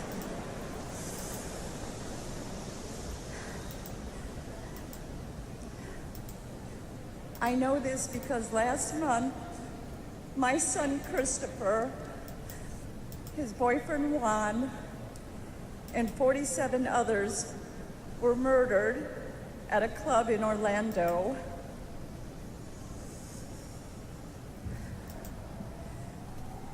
Christopher was my only child. As I used to tell him, you can't do better than perfect. All right, so we did an analysis of her teeth, and we had a complete check on her teeth, and we found that the lowers are identical. Yeah, we have the same mistake in her mouth. I don't want to spend the time tonight to do that because I've got other things to talk about, but this type of lying and crisis acting, I don't blame this woman. She signed a deal, a non-disclosure agreement that she will go to Leavenworth if she reverses her position and she says anything about what she really knows. I am not the Sultan of Swing. No, I'm more of a freelance musician. I'm into freelance, experiential, physical, not into it. I don't do the 2-step, or I don't do any type of country. Yeah. Okay, let's take a look at this story here about the fires in California again. This came into our view last Saturday. This is when the 9 people were dead, and it's still raging. It's Brian Klaas said thousands of homes already burned, hundreds of thousands evacuated, and Donald Trump's response is to threaten to cut funding. This man is so absurdly below the office he holds, and yet we keep setting the bar for him lower and lower. So true. His response to there is no reason for these massive, deadly, and costly fires in California except that forest management is so poor. Billions of dollars are given each year with so many lives lost, all because of gross mismanagement of the forest. Remedy now or no more federal payments. Can you believe how heartless this guy is? It's absurd. I'm of the belief that this president is absolutely trying to twist this in his favor, like it's a good thing that people are being burned to death in their homes. Now, we could easily get water to the areas of drought-stricken California, surrounded by ocean water off the Pacific Ocean. Why don't we deliver super scoopers to these areas? And these things can put out fires rapidly. So what I'm proposing is when I'm president, we will actually have a FEMA fund of $500 million, $500 million to buy 15 of these units and train the pilots to go in and out of any fire zone and anywhere in the country. It may take up to 5 or 6 hours to get them there, or fly them from any port. We could have them in Kansas for all I care. And then they go to the West Coast and they do the job necessary to be done. Miley Cyrus, Gerard Butler among celebrities to lose homes in the Woolsey fire. Wow, this is crazy. The fire continues to roll out of control along California coastline. They're just going to let it burn. That's what's so scary. They're letting the fire burn when we could put it out with planes like this. It's just nuts. I can't understand why they're ignoring the reality of what's happening.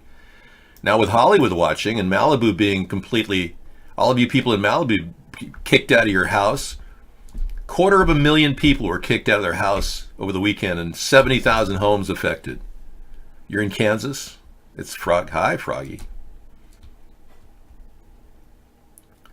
Fire's an act.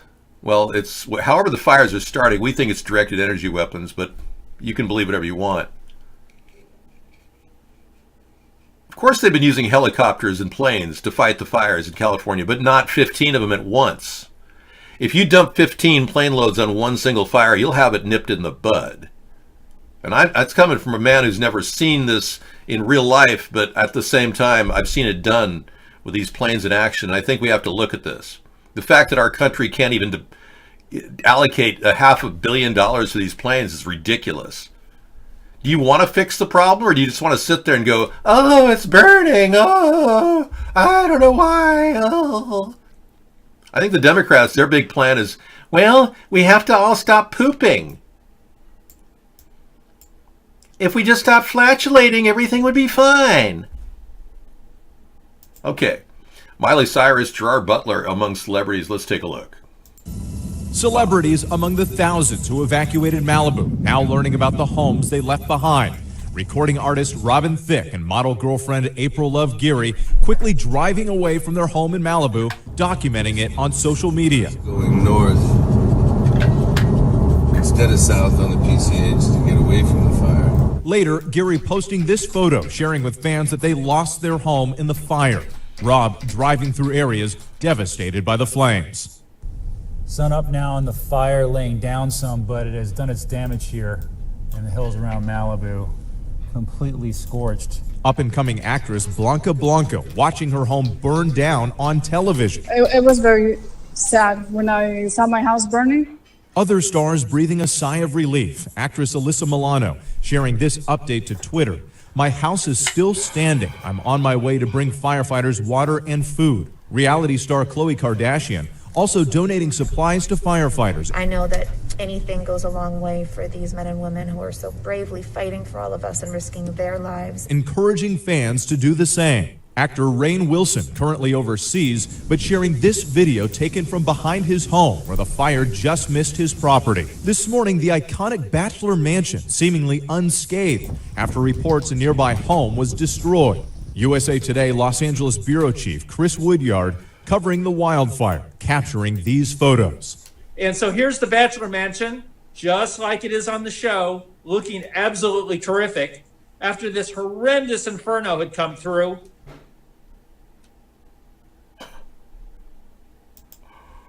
Wow. I saw a man devastated in Malibu the other day. He was crying. I mean, he said it just a couple hours ago. He was in his beautiful house, and then right after, the $4.5 million house burned to a crisp. And I'm talking hardcore burns, like these houses, most of your fireboxes only handle up to 1,500 degrees. These fires are showing to be burning at 3,000 degrees. All up and down California. Arson is obviously, it's got to be some sort of a directed energy weapon. Hey, Froggy, Tom Thumb says hello to your mom. I'm not sure, do you know Froggy's mom? Raz was real, but Raz, we kicked him because he's hating on Jessica. And I won't stand for it. We want people to be able to go on camera and be, open to do this. Not be threatened by somebody on camera. This camera situation, everybody, on iVlog, is you have the opportunity to go on camera and just sit there. And they can open up your mic on your end and watch you and listen to you while they're watching our show, which is pretty cool. We have a visitor from Saudi Arabia. Yes. Sim Samlamin.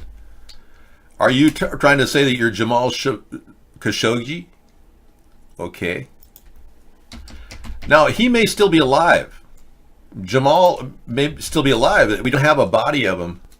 You are a professor of materials and metallurgical engineering, faculty of Cairo University. Thank you for coming in.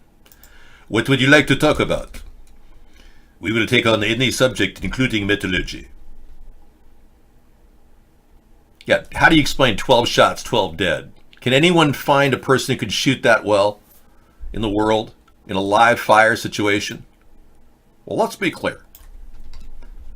I personally could, only if I were, in a live fire situation in a range, but on the fly, it's pretty tough to nail your target. You are great. Melko is the best. No, that's somebody else. Okay, thank you for your input, but we cannot take your mini feeds from Egypt. Please do not spam. Thank you. You gave an important video a few times. I think we would have seen it by now if it was live. I know. Dave, if a person could, they would have enough sense to never tell anybody. If a person could what?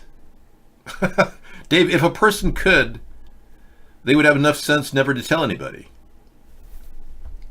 That makes no sense. You said you read thousands of books. How can you not? If a person could shoot that well, they would have enough sense never to tell anybody? Well, I'm a sharpshooter. People know that I've said it in my show. I'm not going to hide the fact that I'm deadly accurate with a handgun as well as a rifle. Yeah, I just want everyone to know that they're not, playing around when they threaten my life on a daily basis. We'll go to Google Translate. Hold on, please. You read 30 shots in the first 15 minutes of reporting? You read wrong. You're psychotic, plus you can't even read. How do you... Dude, you're psychotic. For example, it means your opinion. And God, ha ha ha ha. Okay, thank you.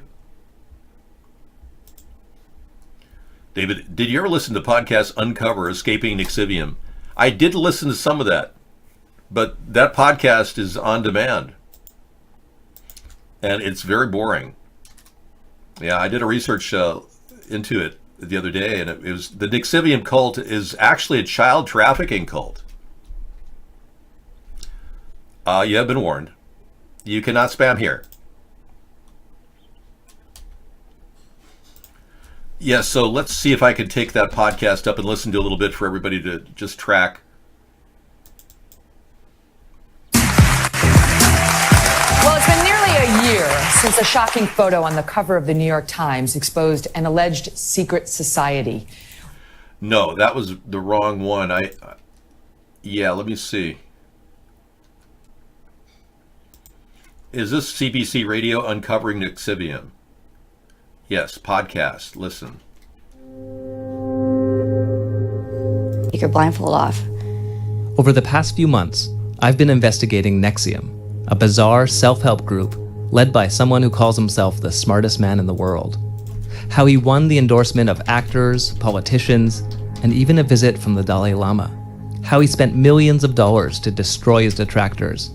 And how he created a harem of devoted women.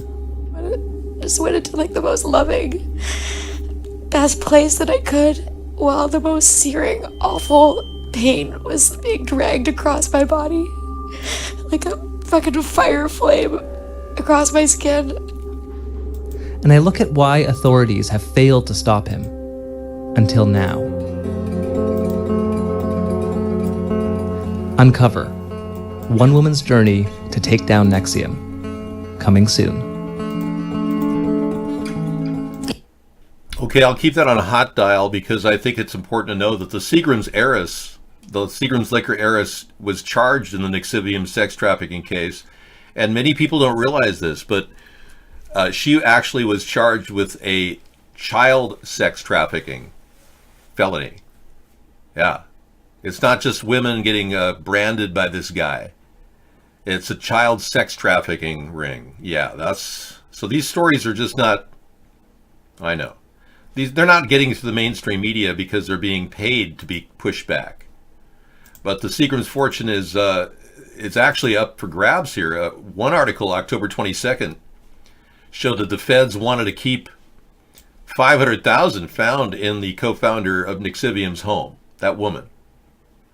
So, yeah, they've seized the reputed sex dens of upstate cult Nixivium, but now prosecutors are also looking to keep the cash they found secreted inside.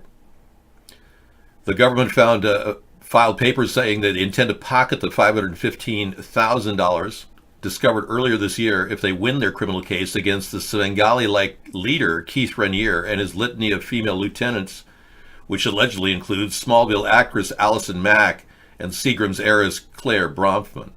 So this story is pretty intense, and I think we have to recognize the fact that the mainstream media is not going to cover that kind of stuff. Because these people are paid. They're paid to not even talk. Many of them can actually see judges privately. They pay $1,000 an hour for private court hearings where you don't even see this going on.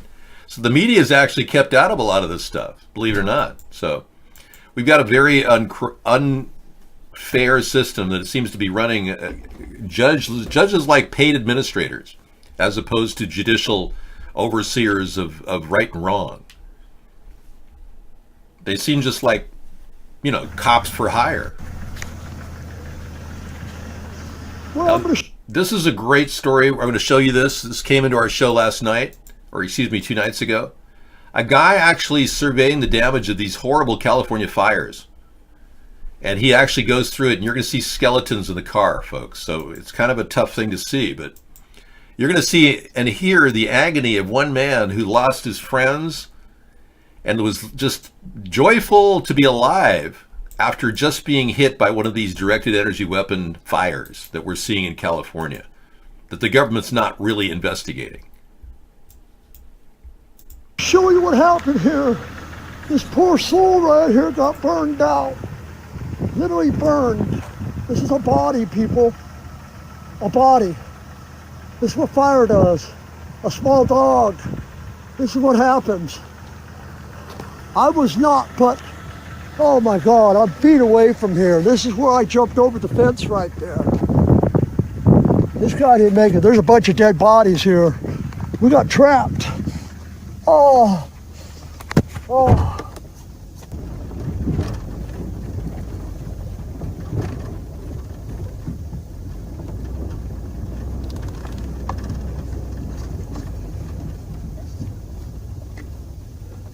I cannot believe, people, that my car runs. Now, this is the poor guy came down to get my crippled friend out, and he didn't make it. Nobody made it down here. These people all got burned out. I was right down below them here, and my friend, as the car's on fire, you can see he's dead, and his mother. I'm sorry, buddy.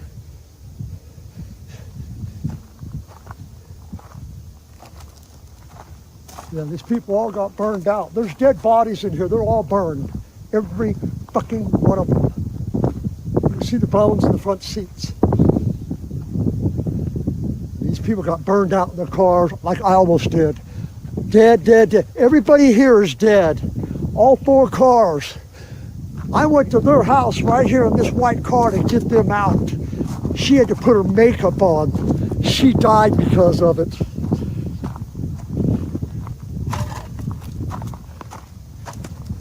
I cannot believe my Jeep made it, my dogs. I prayed. This is the Holy Spirit working for you. I mean, my dogs went through the fire. It's totally meltdown. Oh, everybody died down here.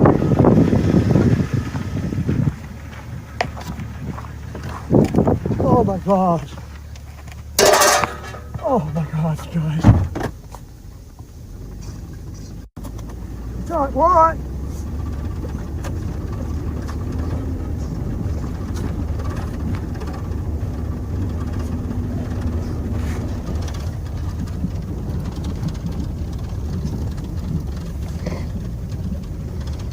We got trapped down here. We couldn't get out. My friend that died, he was a crippled. He's dead. That's just a horrific way to die. Horses made it. Oh my God. Perfect timing. I'm so lucky to be alive. I went down the canyon into a creek. It came over me and I thought I was gonna die. I ain't lying. I'm gonna write a book about this. Incredible.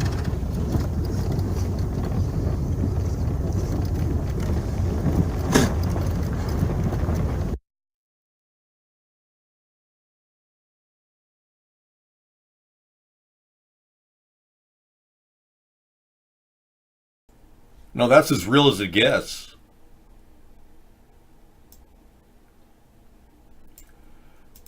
Okay, Soft Clam, you were banned in order to come back. Well, look, I assume you're Raz, and Raz, you were coming down very, very rude against Jessica. Now, that doesn't mean you can't come back into our show, okay?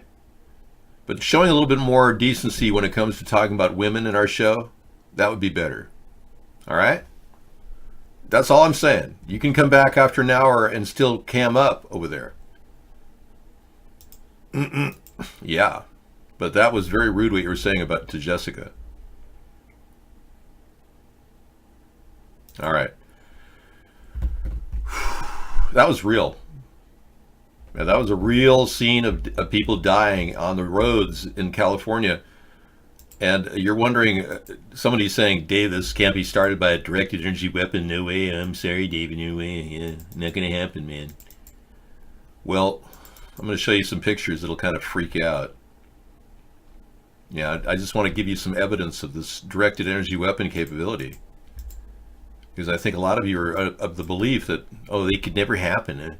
They've got a plane that has a directed energy weapon mounted on it that could fry anything in its path.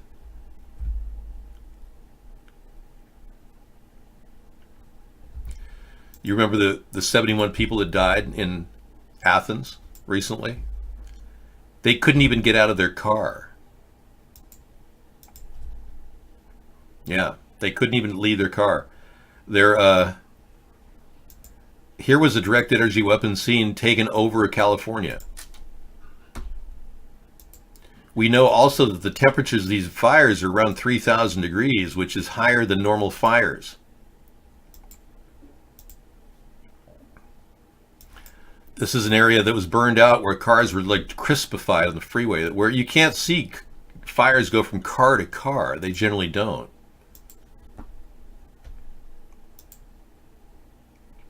No, we are not allowing you in the show, Milko. I told you that. Yes. He can't take no for an answer, poor guy. But here's a laser plane that is capable of delivering a directed energy weapon, as seen in California. This is Lockheed Martin's directed energy weapon plane that they've constructed. And we have a guy who believes that World War III is on its way. Okay. Perfect timing for World War III, yeah. Timing for World War III, my brother and sister. People have been telling you about World War III for so long, but they've been telling a lie. They predict the year. Even the old claim to be all this know-it-all predicted it is false. It's lying. Reality in life, you gotta watch Israel. Israel became fruitful in 1940. This guy, he's talking, he's ninja, man. He may be channeling with somebody. You notice how he's using Native American chant rhymes and rhythms? Hey, I can do that, actually. I have a little bit of Native American in me, just not too big of a amount, just a couple, you know. More than Elizabeth Warren, who has hardly any. In fact, most Americans have at least twice as much Native American in them as Elizabeth Warren after her DNA test was done. But yeah, he's got some good points, obviously. I want to feature that in my video segment tonight because even people who are weirded out and freaked out about the times are relevant to what's happening right now. Even your opinion is relevant. That's why we have iBlog. Yes, we've got a couple deaths in a row. Stan Lee has passed away. And Douglas Rain, the voice of Hal, I'm sorry, Dave, I can't do that, has passed away. Big time bad news for people dying. Yeah, Stan Lee too. It died at 95. Remember the Marvel series? You guys have been watching that? Let's take a look and see. I love the Marvel episodic TV that they're making now, like Jessica and or whatever that. Yeah, they're making a whole series of things. Thank you, Jessica. There he is, Stan Lee, Marvel Comics real life superhero, dies at 95. I'm sorry, the video cannot be loaded.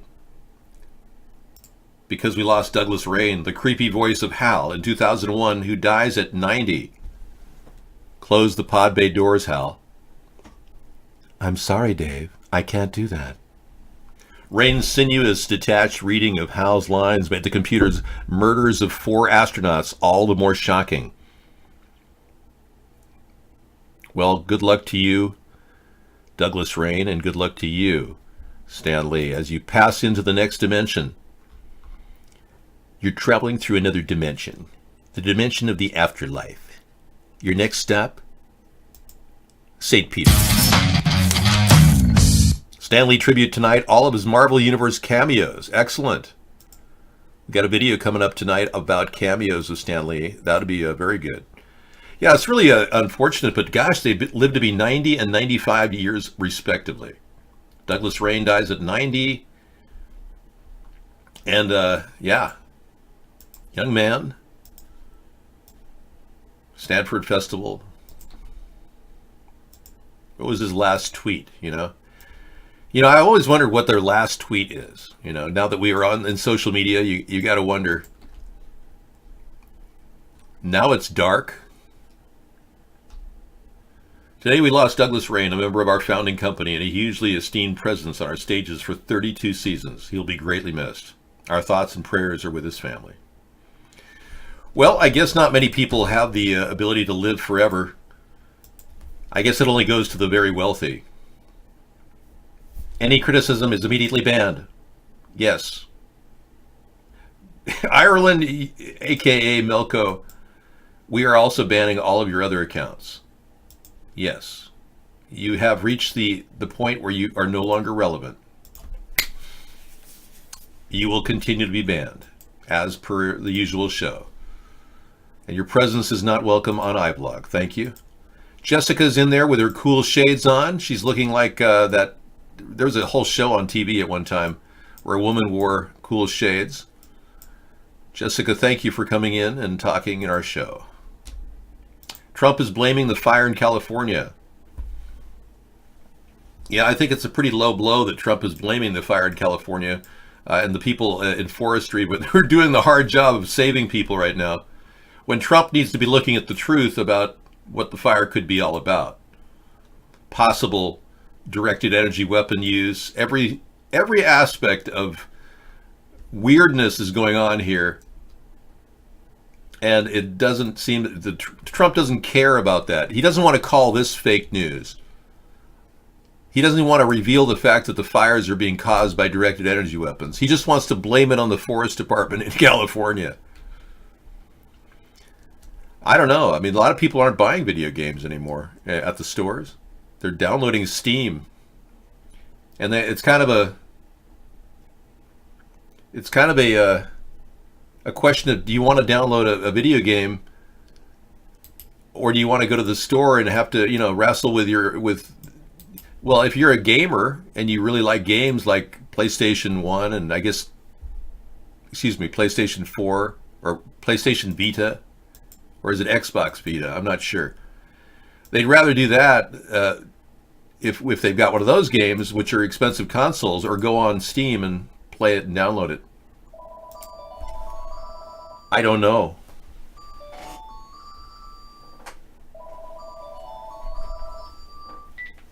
Go ahead. Call from. To accept, press 1. The voicemail. Hello, who's on the phone here? Hey, it's Ralph. It's Ralph. Sorry. I don't know why my name didn't show up. It's really weird. It said, please state your name after the call. And I said, Ralph. And then I'm listening and it didn't say any name. What the heck, man? It might have not heard your voice properly. Sometimes it overmodulates, or maybe it's being filtered by the NSA, because remember, these phone calls are filtered through Google, and they can record even if they want. So go ahead. It could be Mark. I don't know. No, he doesn't have power with the Google phone lines. This is a Google phone line. Anyway. Yeah, but he's paid by the government, Dave. You know that for a fact? It's what I've heard. He even said it one time during his live stream. Wow. So Mark said he was paid by the government. Wow. I didn't realize that he said that. I heard he said he was paid by the Russian government. But maybe the Russian government is controlling our government now that Trump is working for Russia. Yeah, but Dave, since the Russian government is colluding with Donald Trump, I actually saw when Donald Trump he actually shook Putin's hand and Putin gave him a thumbs up. Did you see that video? I saw that. Yeah, totally. They're clearly in collusion, no question about it. One plane puts out fires and the other plane starts fires. This has a directed energy weapon in the back, this laser plane here, and the other plane puts out fires. I'd rather have more of these planes, thank you. Anyway, yeah, the collusion is going on daily. It's crazy. Trump has already had 5.5 hours secretly meeting Trump. Dave. Yeah, go ahead. I have an off-topic comment. Just Sure. An observation. It's a serious question, though. All right. Would you consider Melco an I'm sorry, we can't talk about anybody named Melco here. It's a bannable offense. Yeah, I have to cut you off anytime you bring that in. Yeah, the airplanes are starting the fires, and the other ones are not being purchased to put out the fires. Sucking up to David. No, I'm not sucking up to anybody. We just had a person in the show. Okay? Thank you. It's definitely removal time for anyone referring to him or Lot Lizard or T. Rucker. And did you guys see the Amanda video? Oh, that's such an amazing video. Amanda T. of the T. Rucker group. Oh my goodness. She tells it like it is. 5 days after T. Rucker faked his death, the 19th of October, she posts this October 24th. I'll give you the link. And she just starts talking about their relationship and how it didn't work out. But she was referring to him in present tense, that he's still alive, that she still talks to him. But she really did a great job of revealing, how she felt about the whole thing. I think this is one of the best, most honest, straightforward discussions of how, from a woman's perspective, of how she's dealing with the stress of living with somebody she didn't love. I got out of a bad marriage right before I started doing this. I was in a relationship with someone for 6 years or so, and I was married for 3. It was a very emotionally abusive, mutually just not good for each other relationship. I saw Anyway, I'm going to give you the link to this. She's really very articulate about the whole thing. And I respect the fact that she did the video 5 days after he allegedly died. And there's no mention of his death at all. So check it out, Amanda T. Yeah, it's very interesting. 5 days after he allegedly dies. Anyway, good for her, and I wish her the best. That's what they're saying, but T. Rucker already faked his death twice before, and there's still no death certificate filed in his name.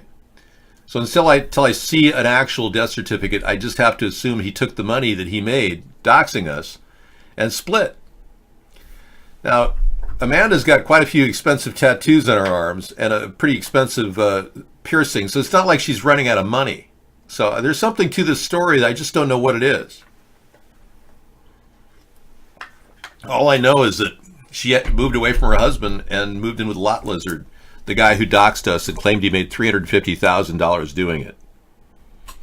And we have other evidence that this other guy, United American, made $125,000 or $75,000 doxing us. $75,000 twice. I don't know. I'm still looking into this whole thing as a what if kind of thing, but we have more than enough emails from people to validate this. Yeah. We're not allowing anyone to say that word here in the show.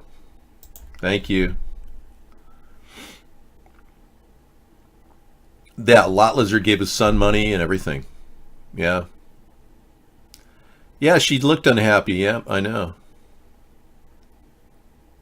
I don't know. All I can tell you is that everything about her life is new now. She's pursuing her own life, which is great. Kansas said dust in the wind. All we are is dust in the wind. Well, he paid back his debts for the additional $75,000 that he allegedly got from Mark. See, Mark's made, they say, up to $60 million. That's what the theory is. He's made up to $60 million trying to keep us down and keep people from getting into our shows. And as much as I'd love to, cultivate new viewers over at Periscope, it seems like we've got a limited number of people there too. So I'm not sure what's happening over Periscope, because Periscope's controlled. It's not a safe, it's a Twitter-controlled site, completely controlled by Twitter. But we have a good viewership over at iVlog and now and Vaughn still, so we keep that rolling, and there's nothing wrong with that. I don't know what a Yetta Telebenda is. Is that like a type of transgender?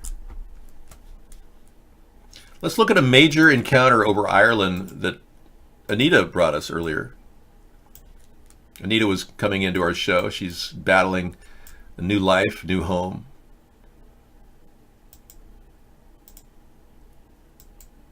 New world.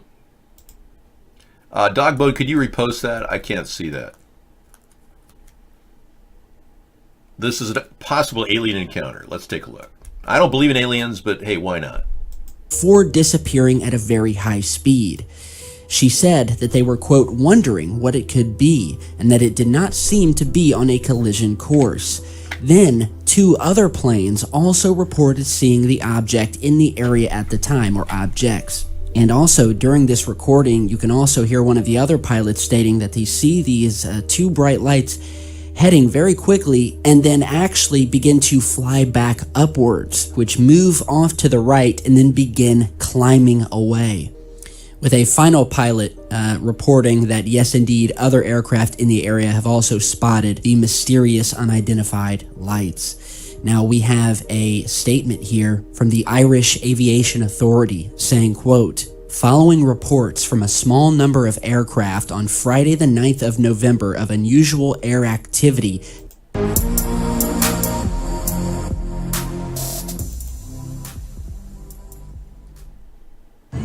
Look, they're multiplying and disappearing. Oh my God. There's UFOs out there, babe. Is it picking it up? Yeah.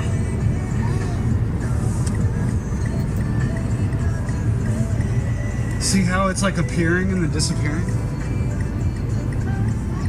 This Veterans Day weekend will lights never in the be sky forgotten by don't look normal. There is something there, isn't it? I see it. Oh my God. I see it. That's nuts. I see it. Do you see it?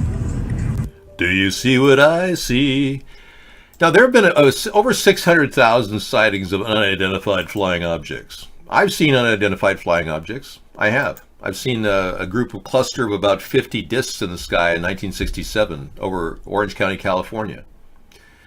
At the time, I thought nobody would have seen that as well, but it turns out that over 200 people that summer in 67 in Orange County, California saw discs in the sky, as I did. You've yet to see any UFOs, Meta-Nemesis? Well, maybe you're looking for the wrong area. Maybe you should look into the dark skies more often. Yeah, just stare into the starry, starry night. Yeah, just keep...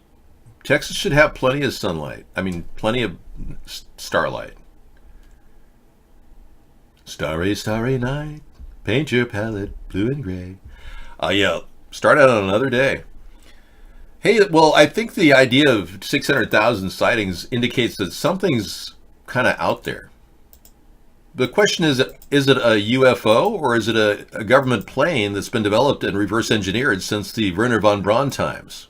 Remember, our country developed it rapidly during the 1940s, delivering nuclear weapons into the sky or possibly developing technologies that were way beyond even our wildest imagination.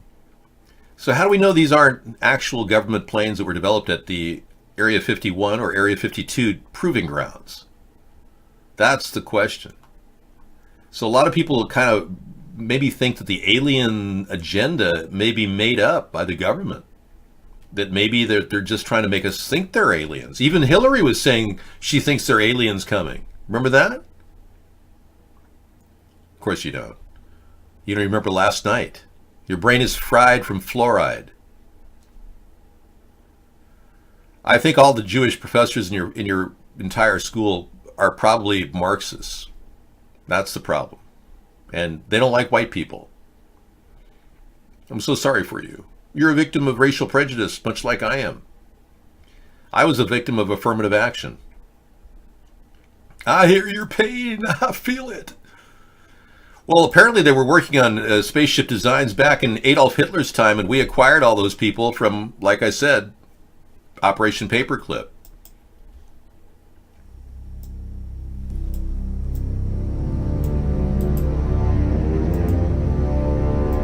Look at all these planes that they were working on. Well, apparently white people are not being treated properly by their Jewish professors. We have a person complaining over at Viblog right now, ATP 3030. Well, I'm so sorry for you. You're just like that other guy, Melko. Oh, I can't say that. I'm going to have to ban myself. I'm going to ban myself for 2 seconds. Okay, I'm back. Self-banning. Vingolin, yeah, we were thinking about that name. Thank you. It's part of our ban list. Appreciate it. You have been absorbed. Do you think Adderall McQuack hacked in North Korean stealth energy planes? Well, coming from a psychotic, Robuscules, you've done a lot of work in tangential thinking. Maybe you could explore that idea. Do you think Adderall McQuack hacked into North Korean stealth energy planes? First of all, I don't think North Korea has any stealth energy planes, and second of all, I think Adderall is what you're on, and your nurse is saying, Robuscules, it's time for your Adderall. Jeez. Snowflake is a term used to describe extremist liberals that get offended by every statement or belief that doesn't exactly match their own. These individuals think they're just as unique as snowflakes, when really their feelings are just as fragile. I think you're stereotyping young people, and I think that's wrong. I don't think all young people are snowflakes. I think some of them are ice cubes, and possibly even Slurpees. I mean, there's a lot of people who think that these planes that Nazis were creating were developed here in America. And possibly they developed, this is a plane that has been seen around the world. I'm going to show it to you. That is absolutely mind-blowing. Watch this. Rüttlinger, Germany. This is the TR-3B, a highly experimental plane that was developed a flying disc, if you will. Now, you're telling me if you saw that, you wouldn't think that was a UFO from some spacecraft, from some alien being? Wrong. It's a floating disc with video cloaking capability. I believe that Robuscules may be two things. Either a guy who's very intelligent, was suffering from attention deficit disorder, or possibly AI. Yes. Take some Robusculoids, goofball. Exactly. Dave, I'm a millennial, and I've been an ATP supporter since 2012. Thank you for your support. Well, thank you, millennial guy. I know a lot of you have been following us for 10 years now on our show. It's amazing how many people have come back, and I appreciate that because this is a nonstop education experience for me, too. Alien probes are made of energy. Really? Yeah, alien orbs, you mean? Well, what about the possibility that these orbs are being used to actually create weather patterns? I am Googling element 117.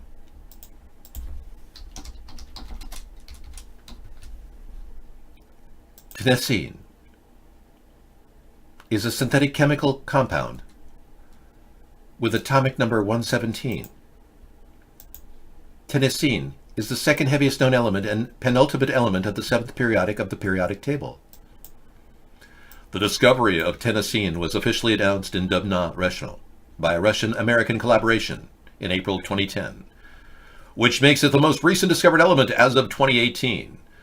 One of its daughter isotopes was created directly in 2011, partially confirming the results of the experiment.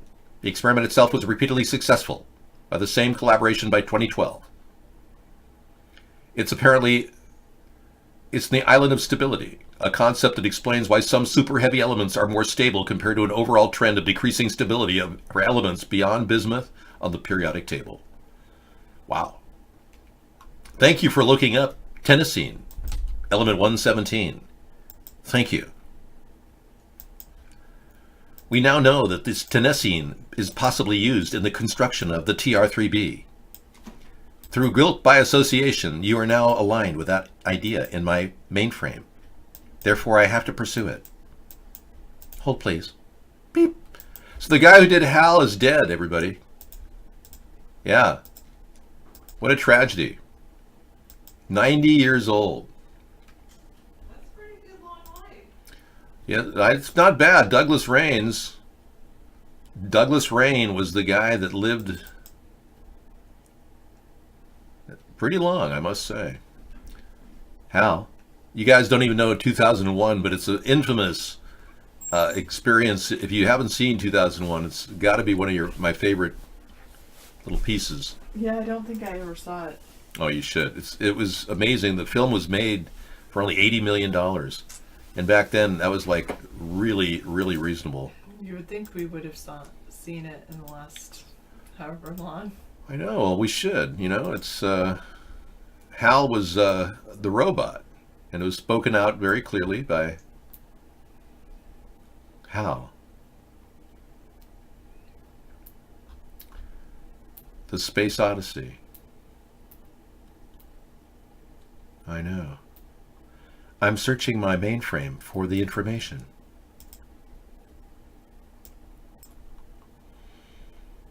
You know, we've been making solar...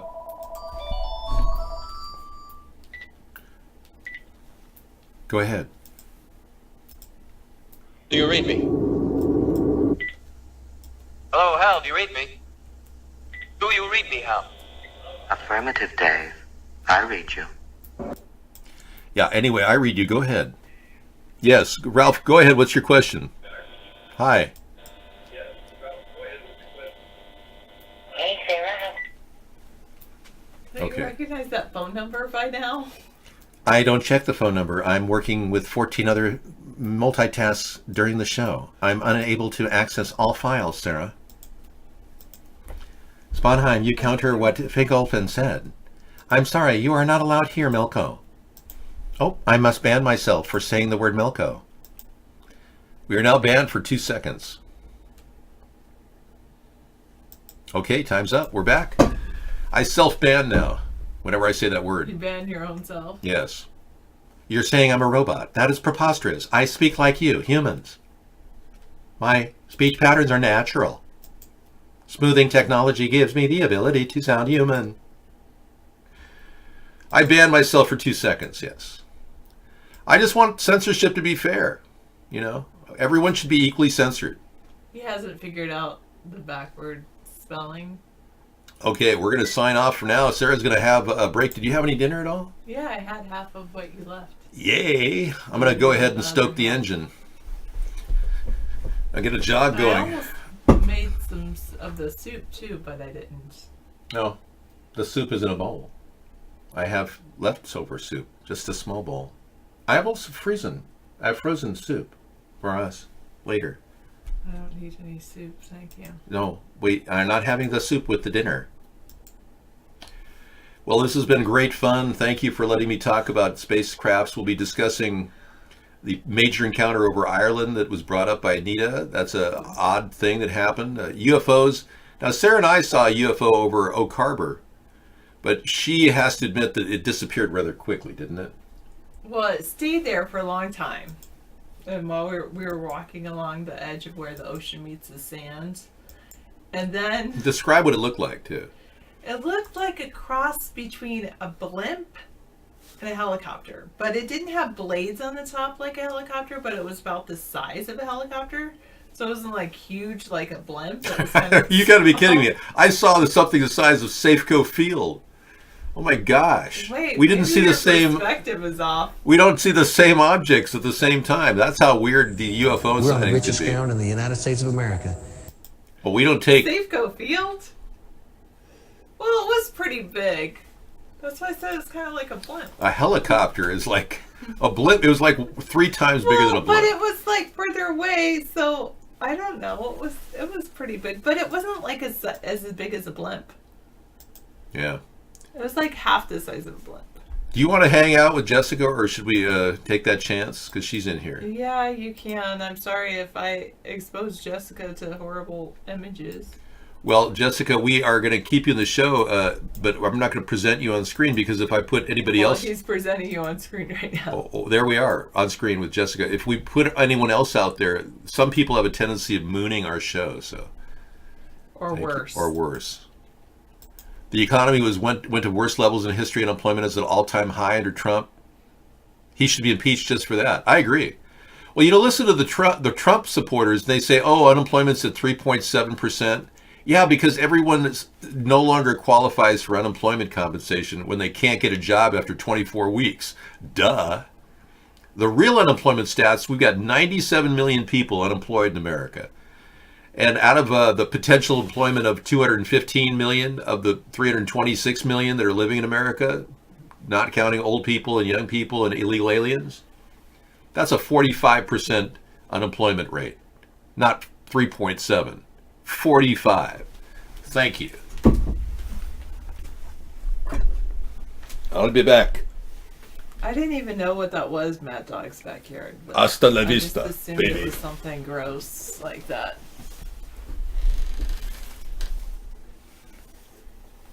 Oh, man. Okay, David has opened a thing about Tennessee.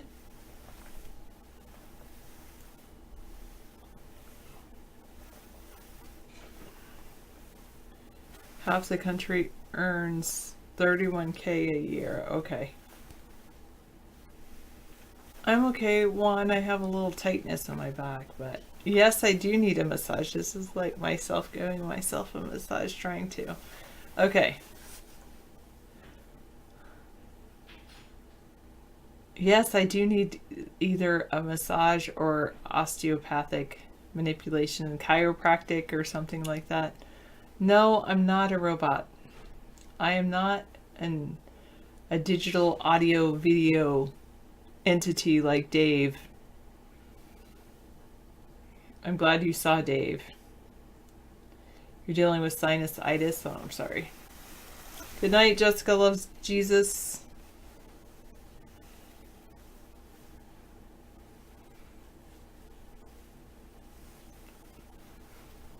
All right, I'm going to go ahead and just, since you went off screen,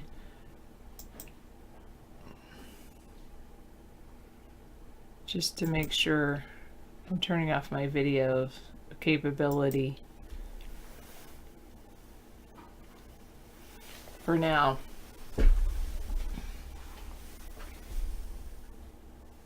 Okay. Going over to Periscope. Hello, Real All Ranger. Welcome back. 35 messages. Dig it. Weird but true. Eat, David, eat.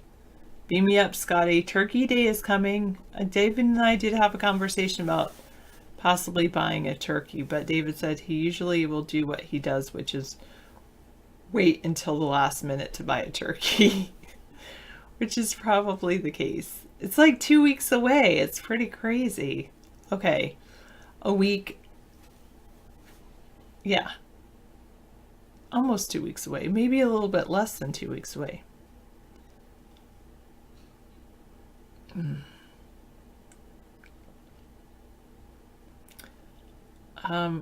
Oh, did you not have work today? David claimed that you only come into our show. David claimed that you only watch our show on the weekends only cam up on the weekends and only drink on the weekends or something like that. I don't know. But David doesn't like people who questions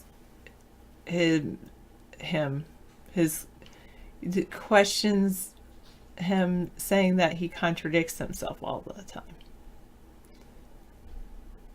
You only cast on the weekends with beer. Okay.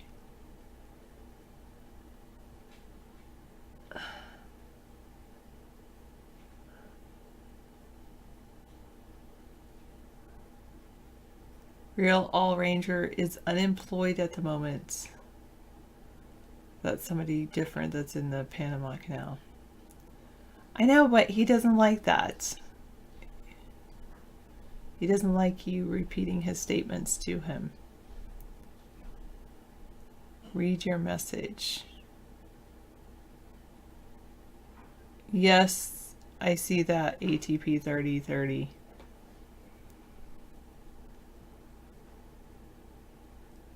Well, he's also the champion of freedom of, I'm the champion of freedom of association, and he can choose to not associate with you.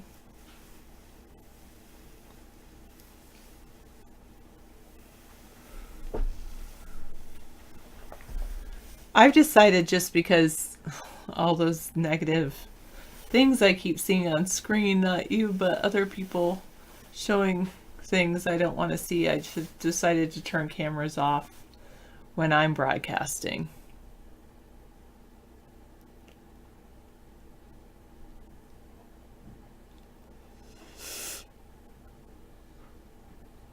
What's inside a Tesla tire? I don't really want to see that.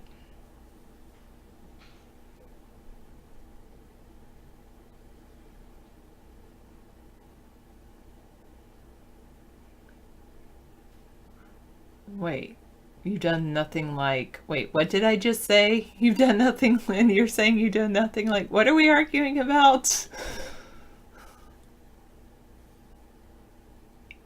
Yeah, but I'd rather not. It's freedom of association, so I'd rather not associate with people that do that. Positive vibes. I know, that's true. You don't... That's agreed. I agree with you. You don't show or say nasty things. You just say things that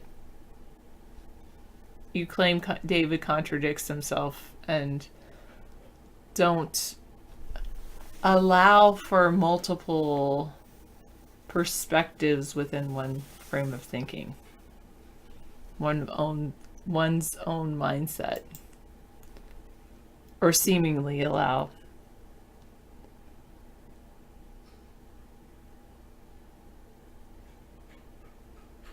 I think David's already made up his mind. That's kind of like asking me to tell David to back off of all what he believes about the children and the school shootings.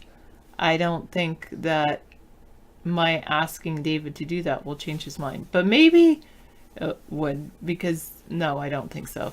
Because David makes up his mind, and that's how he is. Wow, state regulators are investigating PG&E and Southern California Edison for roles in the deadly Camp Woolley fires. I'm gonna read a little bit about this. I'm interested.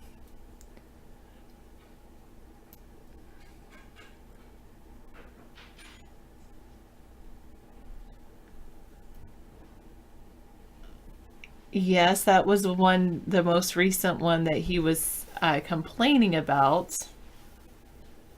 And I think he said that he meant to say that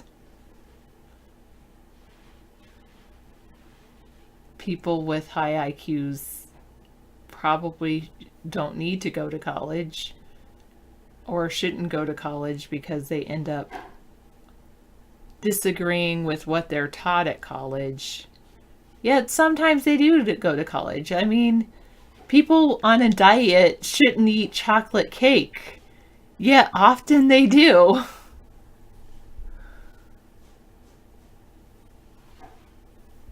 It is amending the statement, which is often done in politics.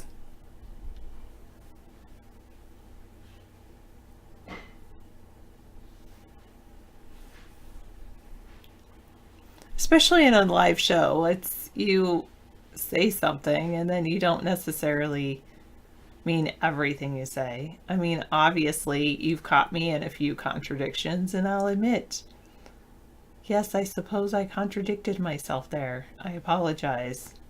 And I'll try to clarify. Or sometimes I'll say, maybe those two contradictions do coexist in my mind.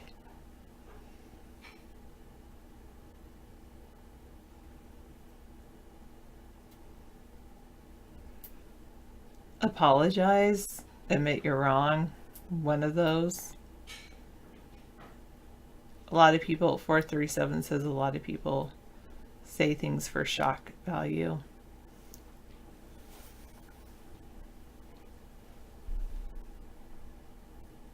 Wow.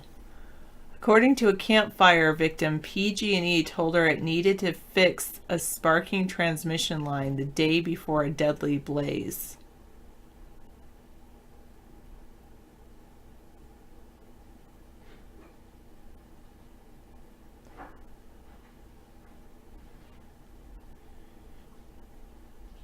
The day before, firefighter radio transmissions revealed a malfunctioning PG&E power line may have triggered the state's most destructive wildfire. A business owner in the tiny town near the campfire's origin said she received an email from the utility alerting her that workers had to fix the sparking problem on a nearby power line.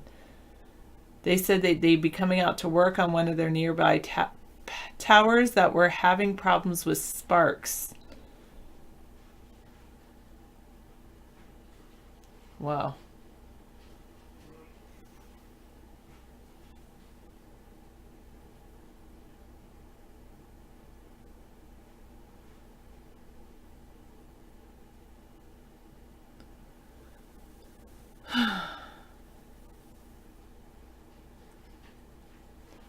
Well, I think I need to say I'm sorry sometimes.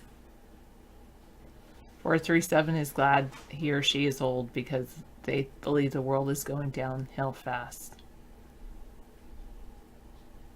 Yeah, the power lines they say that was the cause and it's being looked into. She thinks that there needs to become a class action lawsuit.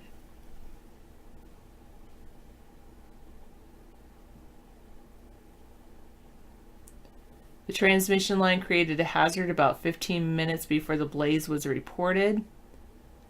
Firefighters found down power lines in a fast-moving fire beneath the high-tension wires when they arrived at the fire's origin about a mile northeast of Pulga by the dam.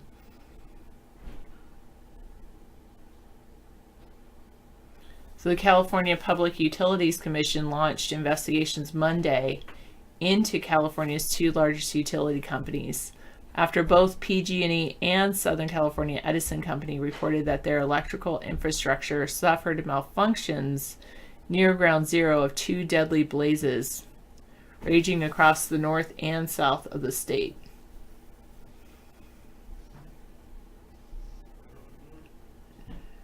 The probes will assess the compliance of electrical facilities with applicable rules and regulations in fire-impacted areas. They're going to inspect the fire sites once CAL FIRE allows access, as well as maintenance of facilities, vegetation management, emergency preparedness, and response.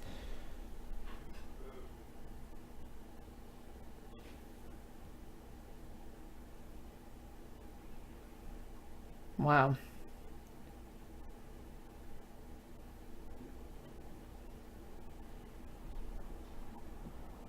Wow. The utility might pass the costs of fire damage onto ratepayers under some circumstances.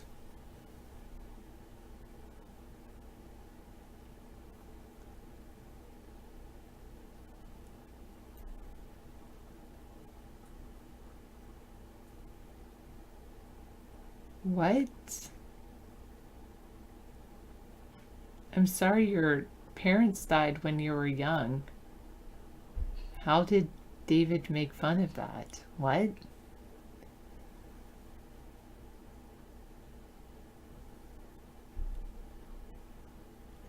Yes, I believe a few 708. I don't know exactly.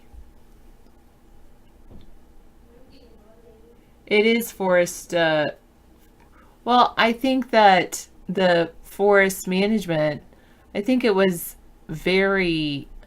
it's the amount of forest management that's needed in California to contain wildfires is become very extensive because of the droughts down there.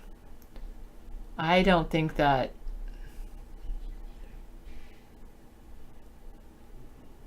I doubt David said that going too fast. I don't think Edison, Southern California Edison, or PG&E is going to pay for any of the burned infrastructures, and if they do have to, they'll just raise rates. Reptoid says wildfire is necessary for recycling nutrients and for seed germination in Malibu's vegetation, which is a mix of chamois, chaparral, coastal sage scrub, and live oak woodland. These provide fuel for fire, which is necessary for the natural ecology of Malibu. The more the fuels build up, the stronger, hotter, and more dense the conflagration will be.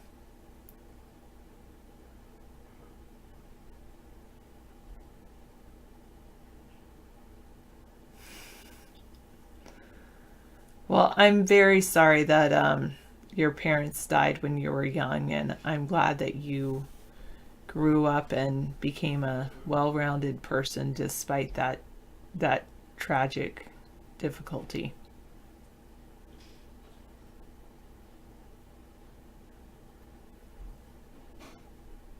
Yeah, going too fast.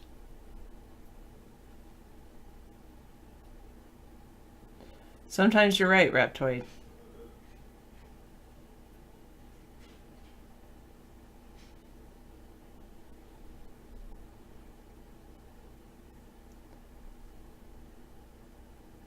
Yes, the hardship.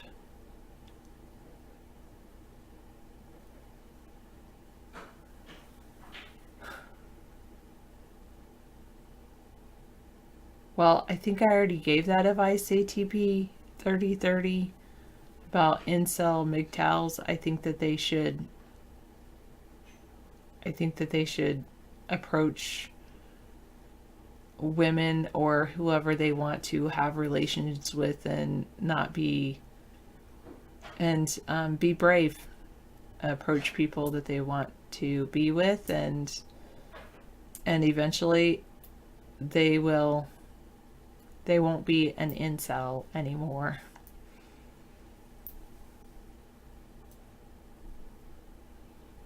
Maybe, and adieu to you too. Thank you, David Nation. I look young for a 40-year-old. Thank you. I'll be 41 in February.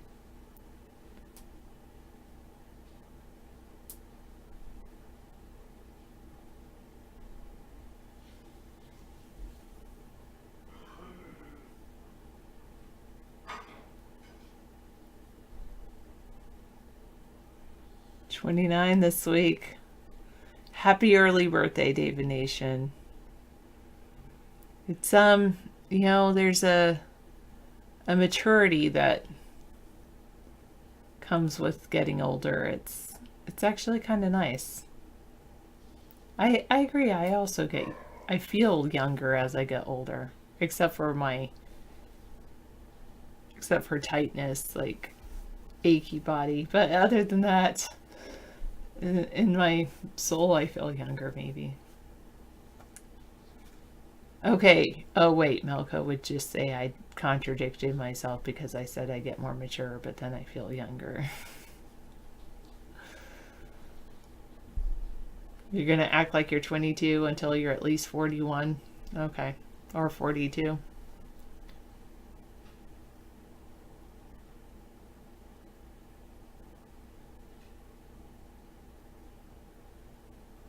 Yeah, I think you need to stop using bad language, Froggy.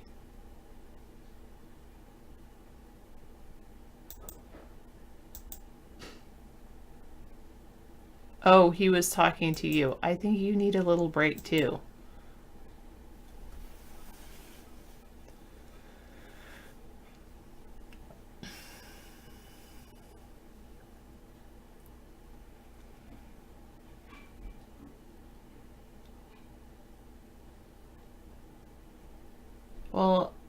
David is very young at heart, if that's what you mean, Deeker.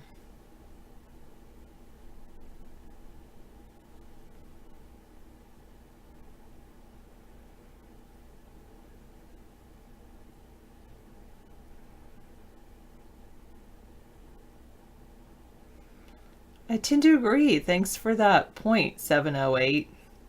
I mean, other countries have socialized medicine. In the US, we have socialized education in many ways. You can take a break anytime you need to, Real All Ranger.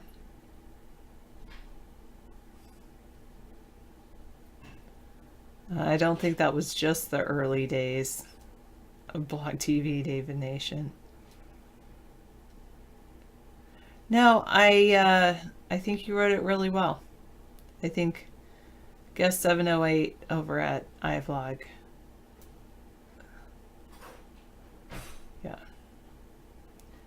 Yeah, without infrastructure, what do you have? You have people who, just try to survive.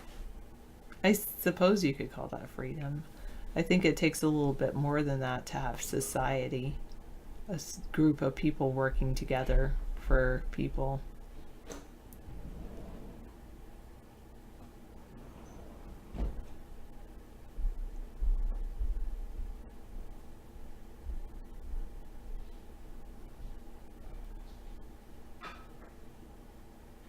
Wait, is Frog Dog the same as Froggy?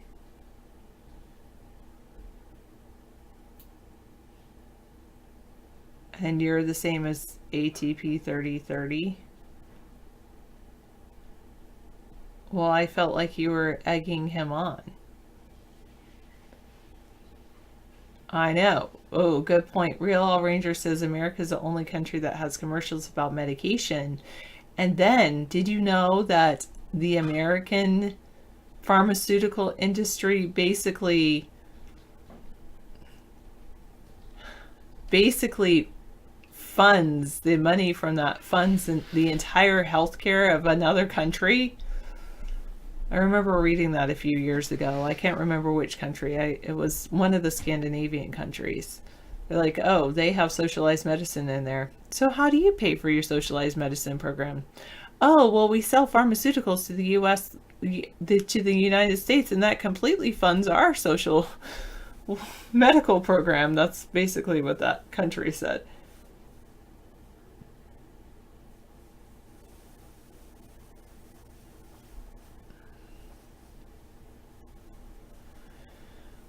I think it's getting closer, though. But 2018, the cure for HIV, I think it's getting closer.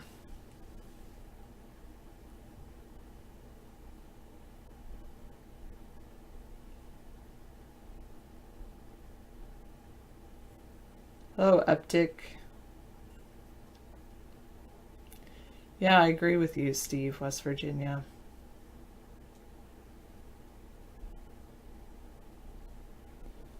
Because they make more money from treating it, just like they haven't cured cancer. Thanks, Uptick. Wow, how are you feeling, 437? Pretty good?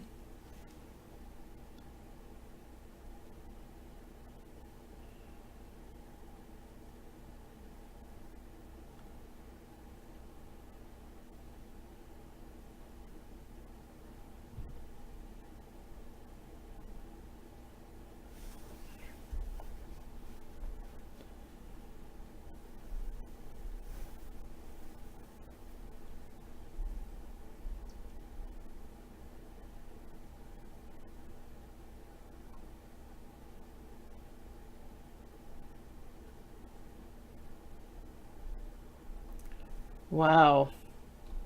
So PG&E had warned people that it would possibly shut down power due to dangerous fire weather conditions, but they actually kept the power on. I guess in that case, they might be considered liable if they said they were going to cut off the fire power and left it on. You feel healthy, you keep moving. Yeah, that's good. I know I should probably go off of sugar again, but I'm totally into sugar. Gotten back into it. Ugh.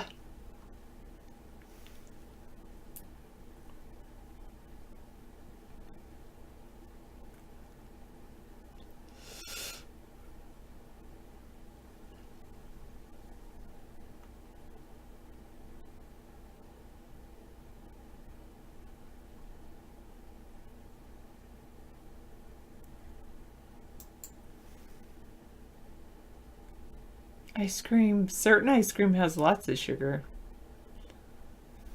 Well, since spring break my hair's grown. That's the last time I cut it.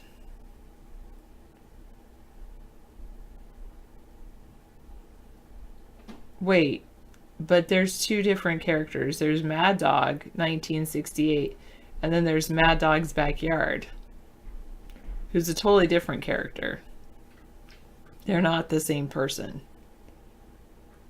Yeah, see, 10 fun-sized musketeer bars last night. I know, it's so bad. Oh well.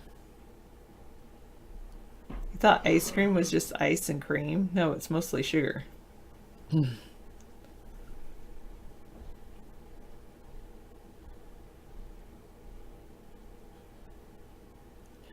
488 had seasickness at one point, and everybody around him was absolutely panicked. They called an ambulance, got him to the ER, had a $1,000 bill, but not an ounce of help. Wow. Oh, 437 says everyone he knows that has retired has died within 2 years after their retirement. So he says his trick is he's never going to retire. You must have a good job that you love to not retire. I know I do.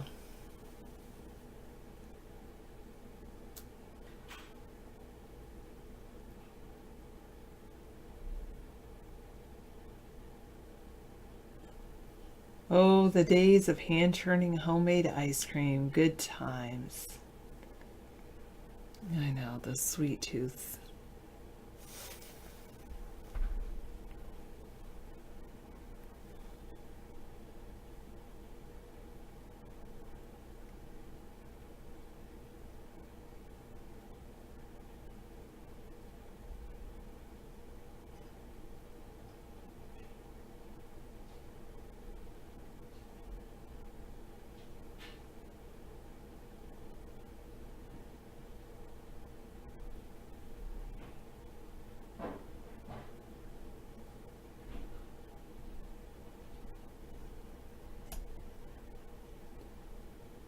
Yeah, I agree with you, LA.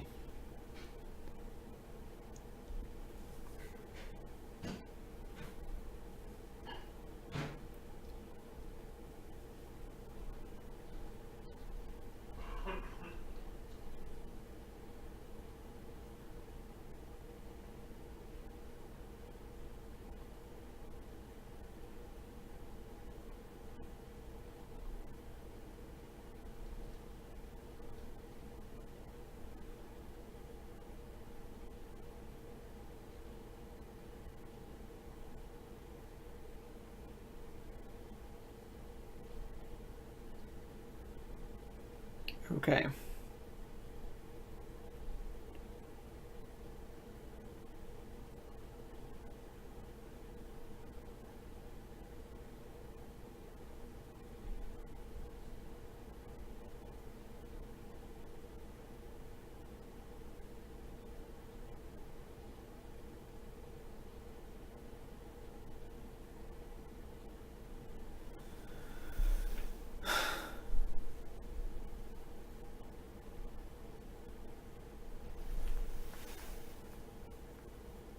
You like your job a lot. You've been at it for 6 years and haven't missed a day yet.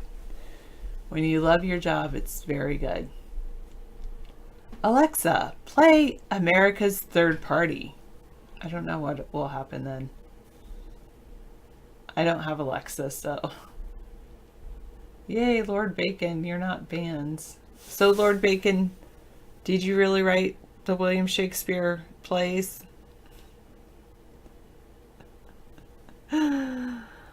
Oh, double digits. Woohoo, Guy Smiley. Does that mean like 10?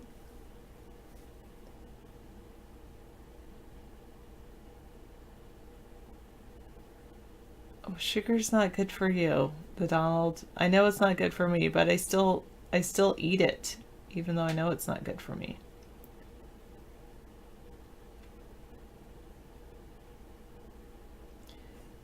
Yeah, well, ATP 3030 showed some not so good stuff on the site either, and I still let them stay.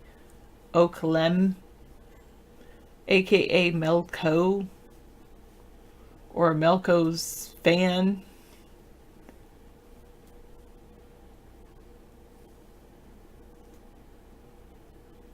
Yes, it's midnight there. Gotta get up for work tomorrow. Good night. Be safe.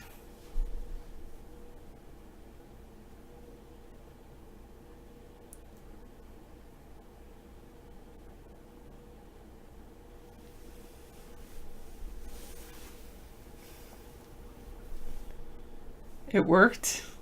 What does it play my show on Pandora or on Periscope?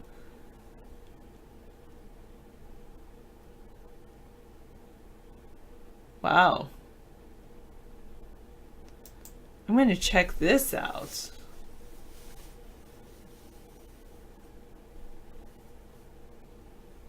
Wow. In Mexico, they have a president, AMLO. And he says, he's promising to rule with frugality and restraint. And doing so, he's actually selling off the Mexican presidential jet. He says, I can travel on commercial flights.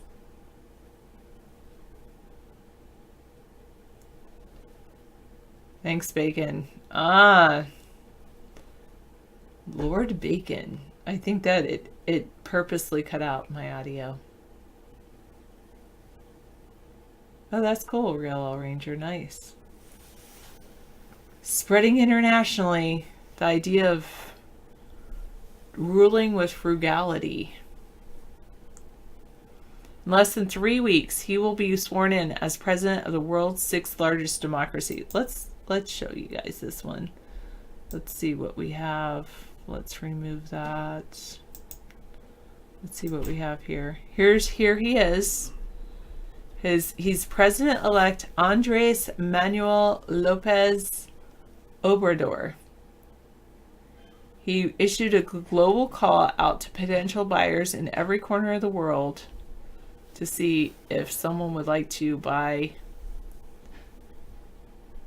his aircraft. It's not just an efficient modern plane, it's a comfy plane with a bedroom, a restaurant, lots of space. He says it's a Boeing 787-8 Dreamliner. He wants to sell it. He wants to sell the Mexican presidential jet as part of a package of populist pledges. That's a great idea. He had a landslide election victory in July. Obrador. Yes. He goes by AMLO. AMLO, Mr. Obrador. Andre Aramo.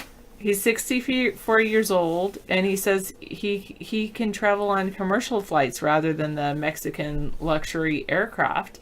He says that Mexico has paid up to 8 billion pesos, or $392 million. Wow.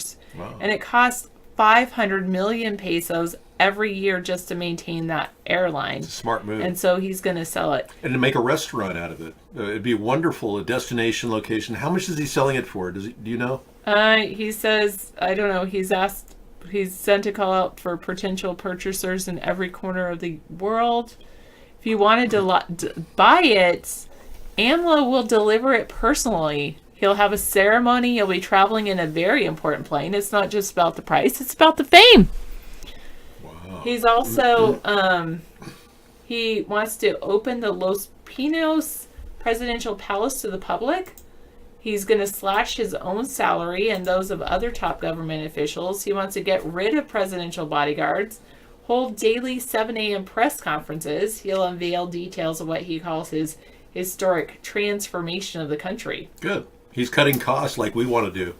That's great. He says proceeds from the auction of the presidential Boeing would be used to benefit our people. He claimed the winner will be walking away with the steel. It's not just any old thing. They make money too. And the government finances itself. It's a smart move. Yeah, I wish him the best of luck. AMLO. Not ammo. AMLO. Yes. AMLO. He's going to be sworn in January 1st. He goes by Andres Manuel Lopez Obrador, or some people call it AMLO. Let's put his face on the screen. Yeah, so hopefully Mexico will steer its way from cartel ownership. Just Hmm? could have. Oh, never mind. Oh, is there a screen open already? There was, but that's fine. You're right. I usually have a lot of these things I know. floating around. That's why I always remove them. I know. And I like to put effects on them so that they spin out into the background. But it takes, of course, more time and energy to do that. All right. Thank you so much. Well, we hope that our austerity plan helps for the country. I think I left that in the other room. I'll be right back.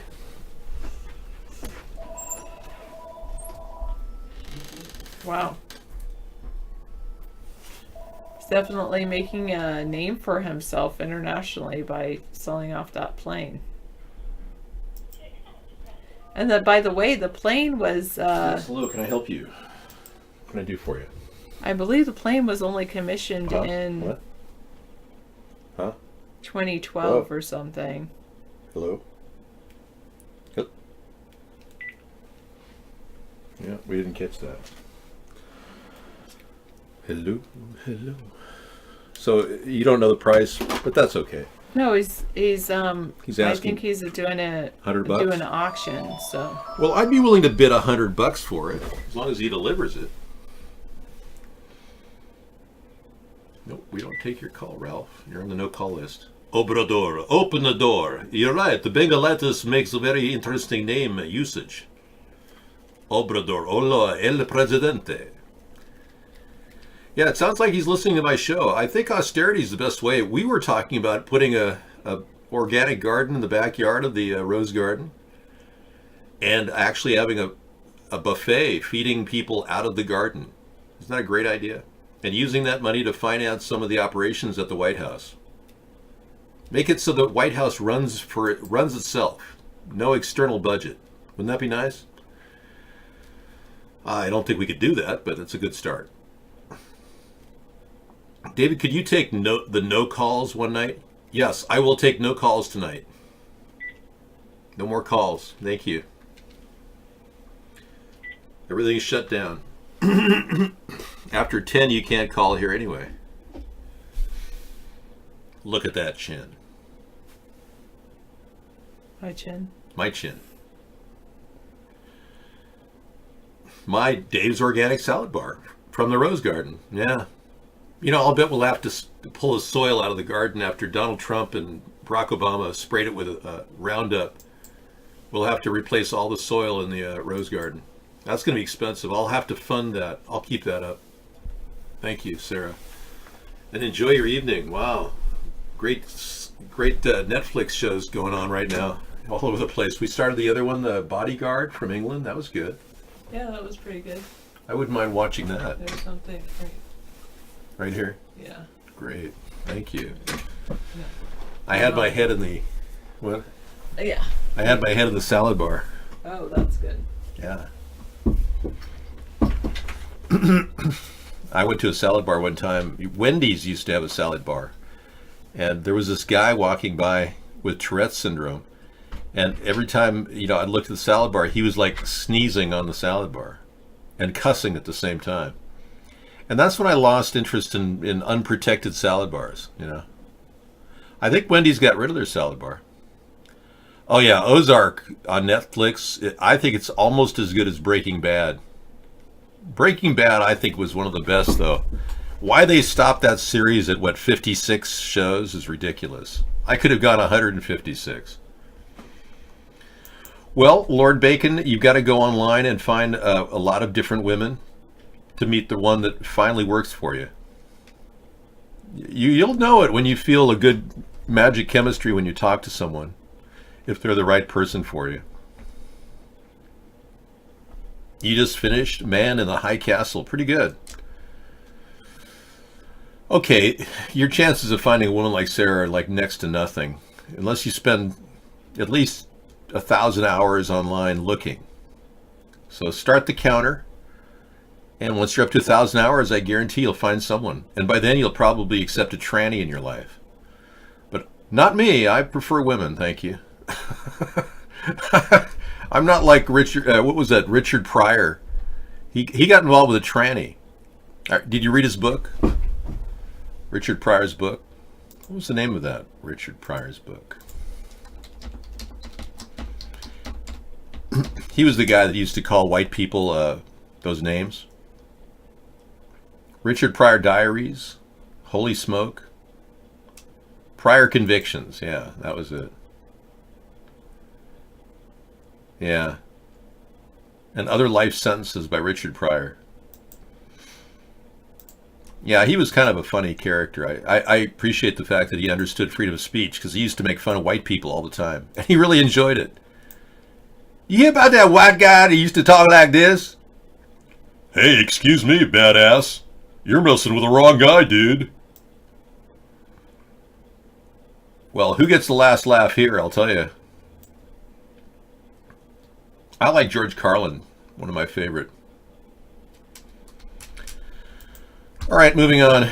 Yeah, he was involved with a transsexual for about 6 months. Oh, yeah, he liked that. Donald, hello, how are you, Donald? How are you? Wait a second. Keyword humility. You have been removed. Yeah, we are tracking all words that are related to the previous attacker, who, according to our word sort digest, we have the ability to conduct what is called chatdar, which indicates exactly who is using the same wording and phrasing of the last person I banned. Yep, welcome to Bannerama. That's right. It's Bannerama time. I'm ready to start banning people if they start behaving like this one person. So I'm really only banning one person, but he's got about 200 usernames.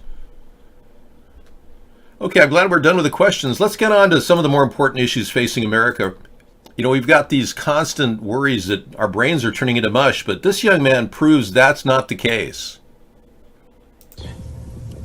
No, I don't listen to Kanye West. What happened? No, it's not what it means. It means have high expectations. No, I don't smoke weed because I listen to rap music, Mom. I smoke weed because I freaking hate my life. It's treating me like a 5-year-old. Fine, I'll go sleep in the backyard tonight then. Why not? These are some of the biggest issues facing a lot of young people today who are having that verbal argument with their mother and father, or especially their mother, saying, why don't you get a job, son? And it's really a bummer for a lot of these people. They don't get it. Their mother is trying to get you on the road to autonomy. They don't want you to become like people that work at Amazon, procurement centers. Yeah, so we got another story. The number of LGBT in Congress reaches double digits, folks. It's higher than the proportion of deviants in our society now. Just now coming in, here's what we know. Democratic candidate Kyrsten Sinema has won the Arizona Senate race, becoming the state's first female and the first Democratic senator since 1988. This came after her Republican challenger, Martha McSally, congratulated her on the win this evening as Sinema's lead grew insurmountable during the state's lengthy vote count. I spoke to Congresswoman McSally this evening, and I'm grateful for her service. We both ran for the Senate for the same reason, because we want what's best for Arizona and for our country. Wait a second, is this a dude? Wait a second. The race was one of the most closely watched this election cycle. Sinema is a former liberal activist who transformed herself into a centrist member of Congress. Her victory suggests that Arizona, a longtime Republican stronghold, is becoming a swing state. Arizonans had a choice between two very different ways forward. One focused on fear and party politics. Now, are you telling me this is a dude? Is Kyrsten Sinema a dude? Let's take a look. She took over the Jeff Flake position.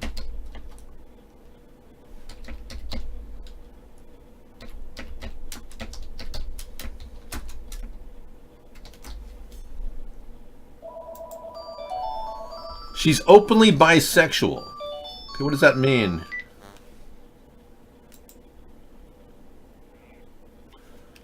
Well, we don't take your calls anymore, Ralph. I think I explained that to you. Okay, here we go. Now, I have nothing against, acknowledging people as, be whoever you want to be. Be all that you can be in the lesbian, bi, gay, transgender army.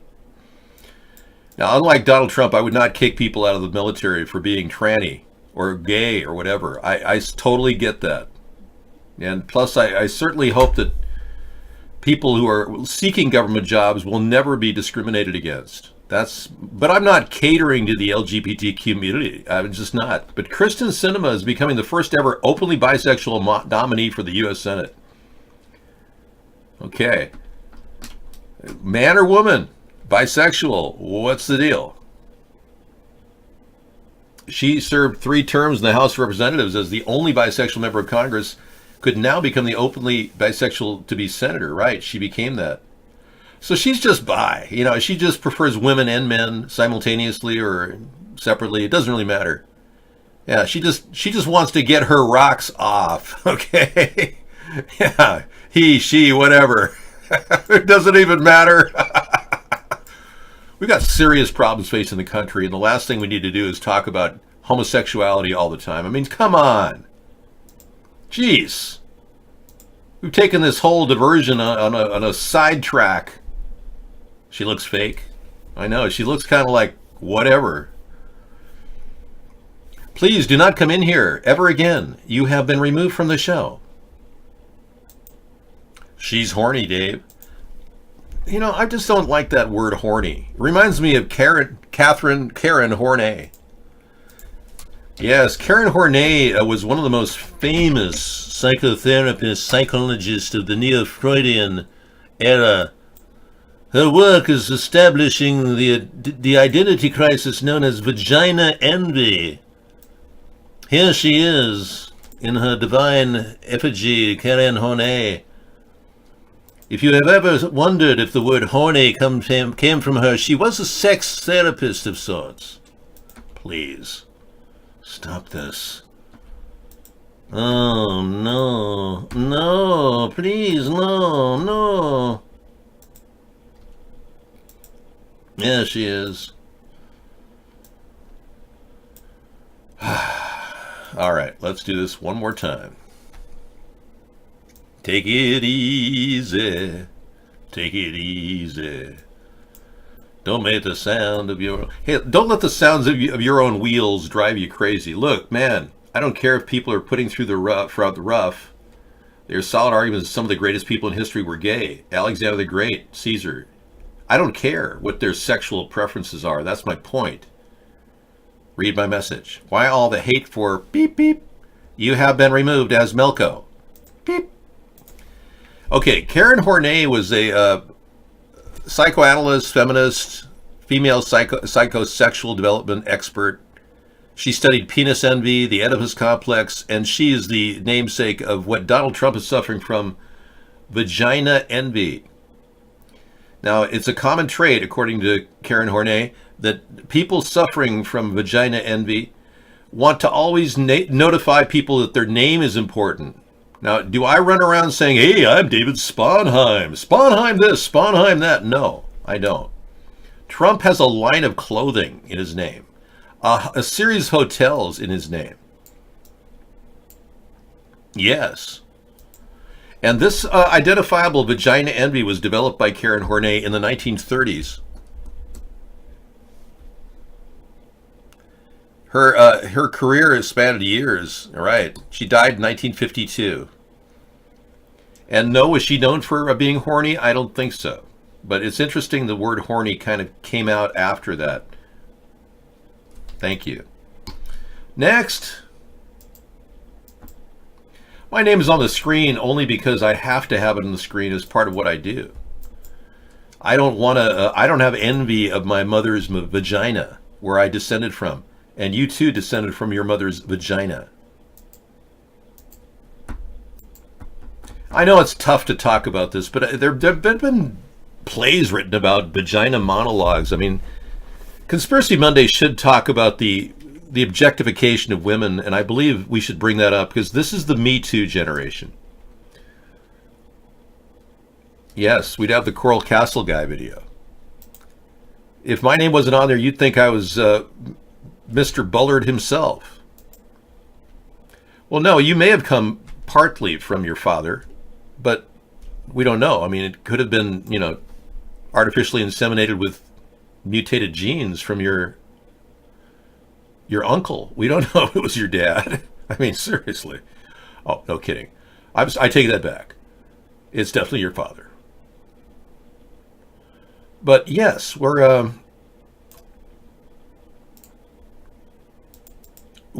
have had body doubles out there. But I want to talk about the Me Too generation, if that's okay with you. Okay. During the time that we're living today, we're seeing women being turned into like objects in our TV, and porn seems to be everywhere, mostly due to the Ashkenazis pushing the free porn on all of you people. But many of you are fantasizing about a woman, and you're thinking of a robot, and you're going, wow, that's a nice ass. But you shouldn't be doing that. You should be recognizing that, you know, not everything in life is about sex.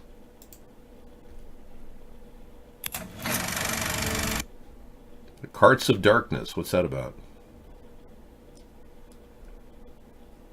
Group of homeless men who've combined bottle picking with extreme sport of racing shopping carts down steep hills of North Vancouver. Wow, that's a pretty wild show. I mean, I'll play it tonight. Yeah, it sounds like it's going to be wild and bizarre. Right up our alley. Thank you, Reptoid. Howie says porn sucks. Well, that's probably because you're looking for a more meaningful relationship.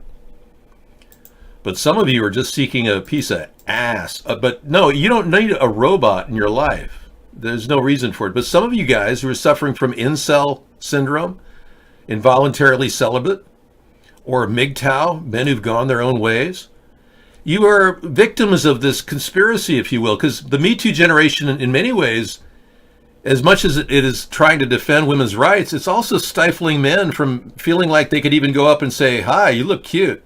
I'd like to take you out for a date. Nobody's going to say that in this culture. Seriously. Everyone's afraid. So all the men are suffering from this terrible menitis. Metanitis? I gave that to you before you got bored and moved to the next video. Are you talking about the video about Hearts of Darkness? Well, I didn't realize you gave it to me, Misanthropy, and now that I have it, and I kind of blew it off initially, I attribute this video to you, primarily. Okay? Thank you, Misanthropy, for suggesting this video a long time ago. All right, Richard Ojeda launches presidential bid after losing House race. In the United States of America. It wasn't us that said that.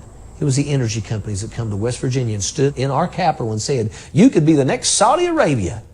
And they want it to be that way, where you have 10 people driving Lamborghinis and the rest of us are starving to death. Right. I'm trying to create an opportunity so when our children graduate from high school and college, they don't have to leave.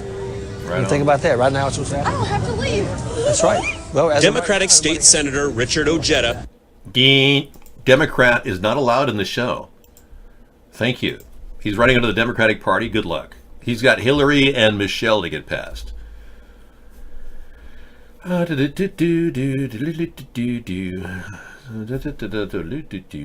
Ojeda with a hard J. Okay, so Mr. Ojeda with a hard J is going to be running for president of the Democratic Party. Does he plan on ever having a brain? Please do not continue spamming or I will mute you initially. Beep.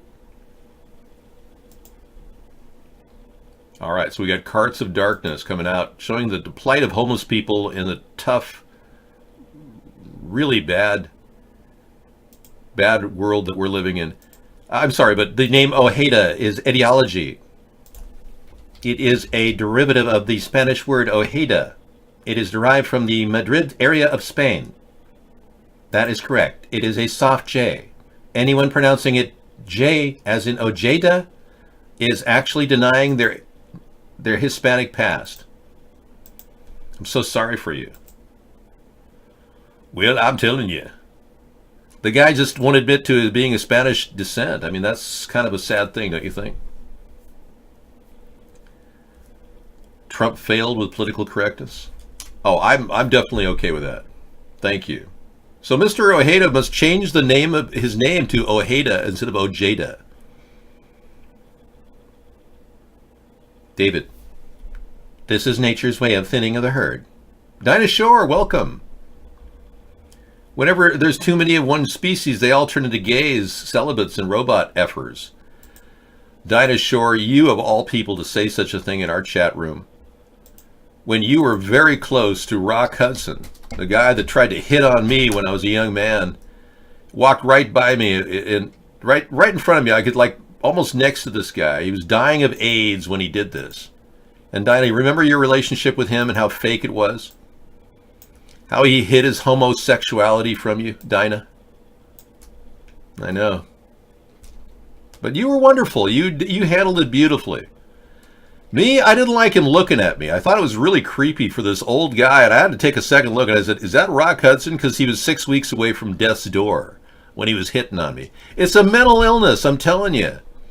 Something wrong with these homosexuals that keep hitting on heterosexual men. It really is bizarre. You know what I mean, Dinah? Yeah, okay. Back to you in the studio. You know, I was doing some leg lifts and some deep knee bends just a few minutes ago, Howie. And I noticed that I don't do enough of that. No, Rock Hudson looking at me is not a compliment. You're a damn good-looking man.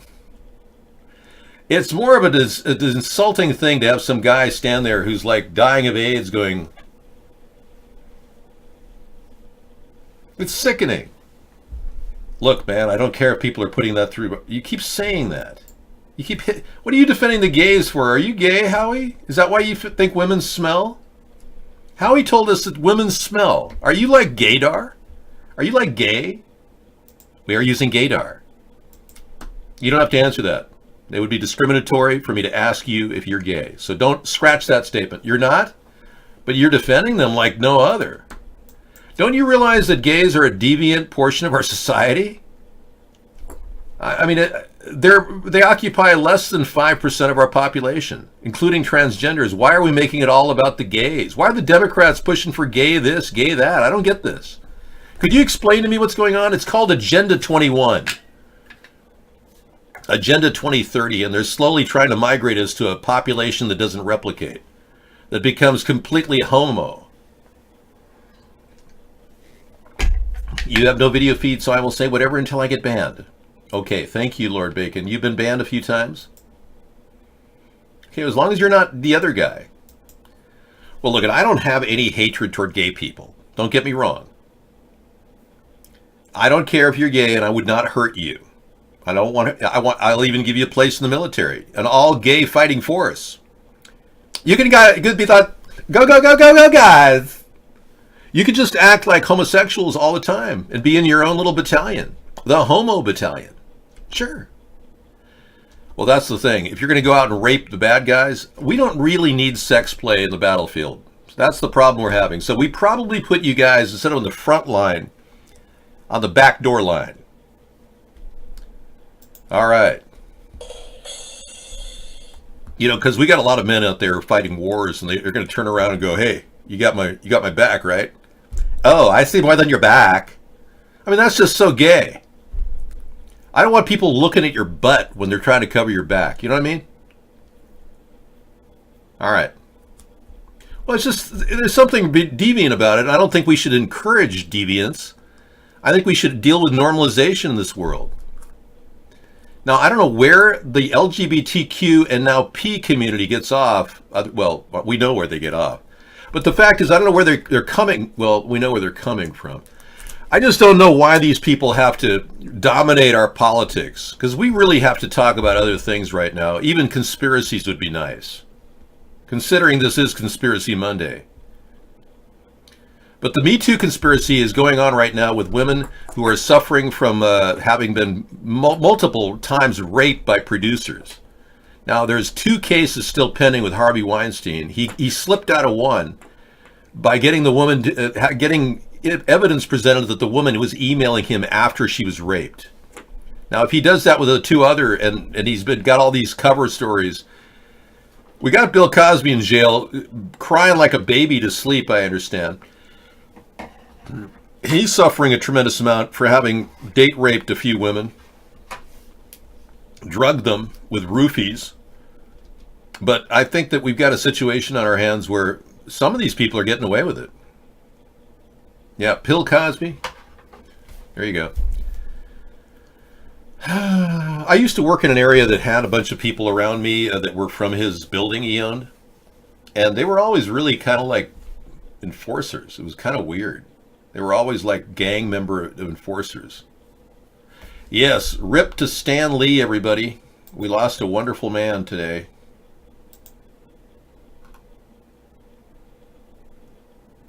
Yep.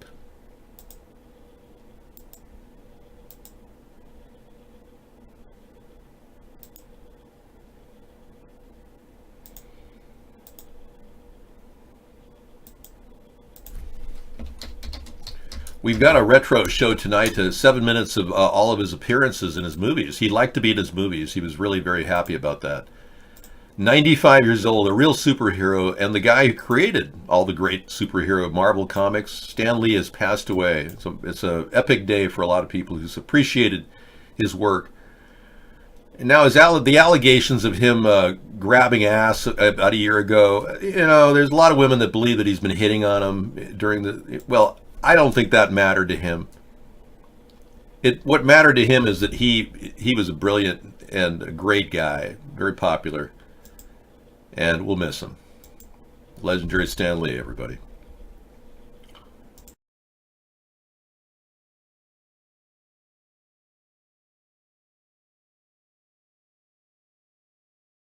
Okay, so much for a Hollywood Reporter having a... There we go. Comic strip is lame and derivative. I'll be the judge of that. Oh, wait. Stan Lee! Creator of Marvel Comics? Greetings, true believers. It's like playing a game. Some people like to play cards. Some people like to play golf.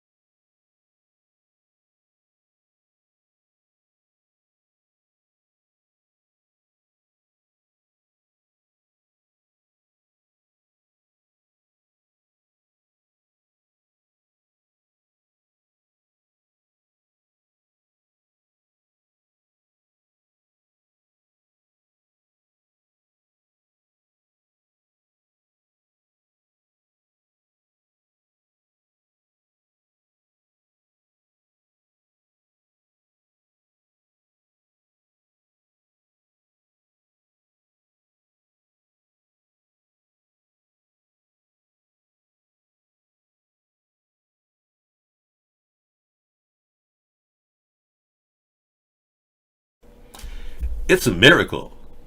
Like that song, or that show. Yeah.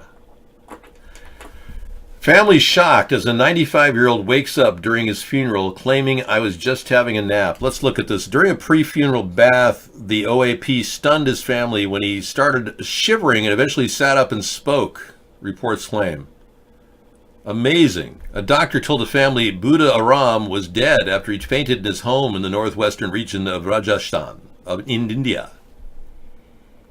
Family members surround a 95-year-old Buddha Aram, who was pronounced dead and then woke up at his funeral. There he is. Nice guy. The family was preparing the customary bath to clean the body before the funeral when the OAF started shivering. I think that it's a blessing of some great nature. And I think this man is perhaps making us think that maybe Stan Lee might be alive. Try to get Stan Lee to stand up and do some, jog around and do something. No. Okay, the pensioner claims he took only a nap. So he's called a pensioner. Isn't that suck? Thank you, Delvin. It sucks when people are just called pensioners. I don't want to grow old to be 150 years old saying, the pensioner is still alive. I mean, that's sad, isn't it? I'd rather be known as a guy who doesn't need to be on a pension. Yeah. Living at total peace with the universe. In total harmony. Well, I plan to live to be at least 150, Eric. But I'm really shooting for over 200.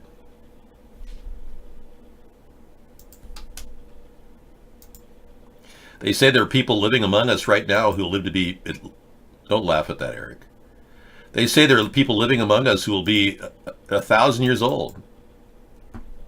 We believe now that Stan Lee may have faked his own death so that he could live eternally. As me, David Sponheim. No, I've just made that up. He drank Coronas on a beach with Tupac. Oh, you're just saying he is drinking Coronas on a beach. Well, it's possible. Anything's possible when you think about it. A lot of people are concerned that this story is not getting enough mileage. Remember James Alefantis? He's the guy involved in Comet Pizza. For some reason, a man who sells $9,000 of the pizzas to Hillary Clinton and $11,000 of pizzas to George Soros is the 47th most powerful person in the world, or especially in Washington, which is practically the world. And many people believe that he's an heir to the Rothschild family. Dave, why do you ban beep beep? I'm not him. I understand. Beep beep. Remember, if America wasn't constantly staging coups, waging proxy wars, and bombing people, arming terrorists, inflicting starvation, sanctions on impoverished populations, torturing people in the CIA black sites, and spying on us with Orwellian surveillance, the bad guys could win. Yeah, did it ever occur to us that the bad guys are the CIA? I mean, hello. They call the Nazis the CIA now. That's their new name. They embedded themselves in our government, like I was saying. That's our theme tonight, the Nazis and Operation Paperclip. But yeah, it's very likely these people have been doing all these things because they're simply carrying out the same final solution that Hitler put in place. That's why our government's been behaving like this. And they were pretending to be nice all these years, you know? And here we are stuck with this. Anyway, back to James Alefantis. Thank you. I am ignoring whatever you said. I am taking your recommendation.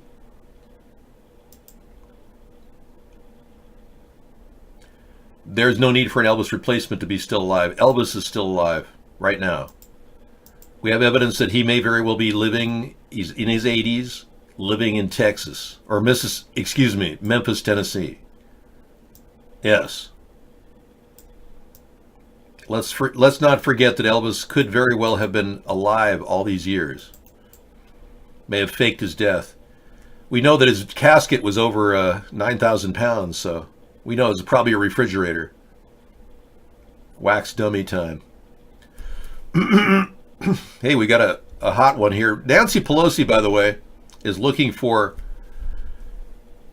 framing this election about amnesty. Can you believe that? We'll leave James Alefantis, but his possible connection to the Rothschild family is a conspiracy theory, just so you know.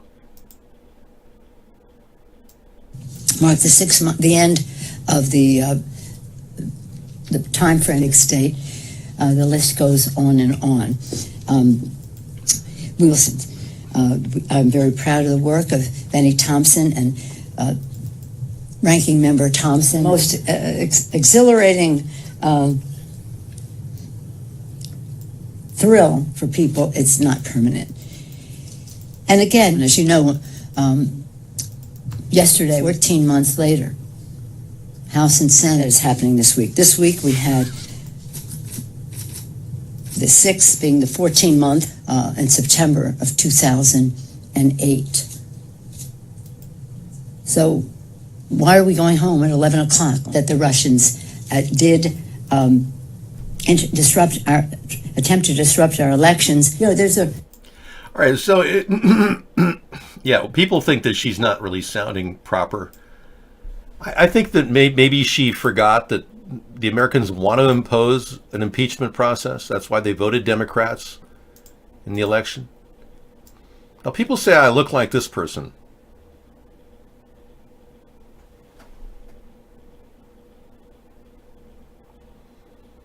I just don't see the resemblance. I've been thinking about this, and it doesn't make sense. If I looked like this person, why would I be doing a show every day? I would have so much money from my movie proceeds that I wouldn't even have to do a show. But I must admit, if I were a tranny, this would probably be the best tranny look. Sorry. It's not. It's that woman from Brienne of Tarth on the Game of Thrones or whatever. Throne of whatevers. No, I'm not getting paid for this show. I don't get a penny. My system requires simply energy to operate. Most of my energy is comprised of food, calories, ergs, designed to produce joules of energy necessary to power up my primary unit. Beep. The Thrones of Sponheim. That's pretty amazing. So we went through a little bisexual moment with the Arizona woman that's replacing Jeff Flake. And the Republicans are saying, okay, we had Jeff Flake. Now we got her, a bisexual. I mean, is Arizona completely reversing their trend? Because it seems like they are. I would never do tranny porn, Howie. Thank you. We know where you're at, Mr. Tranny. And one focused on Arizona and the issues that matter to everyday families. Late tonight, So yeah, Arizona, Meta Nemesis says she's bisexual and Arizona is becoming a swing state. I can imagine so. Whatever, swinger state, you mean? Oh, Mel, how are you? Mel, hello, how are you? I want to visit with you. I haven't been to Malibu for a long time. I know that we've had some feelings for each other. You know, I got to tell you, I met Mel Gibson in a bathroom, outside of my bathroom. He asked for bathroom privileges, and I said, sure, use my bathroom. And he went in the bathroom and came out, and he said, hey, thank you. And that was the only communication I ever had with you, Mel. I know. I remember the bathroom experience, too. You were so full of energy, man. Man, I know, I noticed that. It was he peed all over the seat. It's horrible. And probably in the walls, too.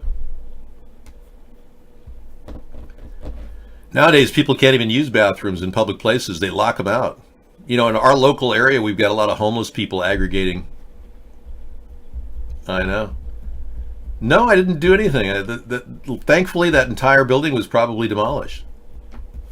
Yes. A guy says he was questioned on a plane for doing math during a flight.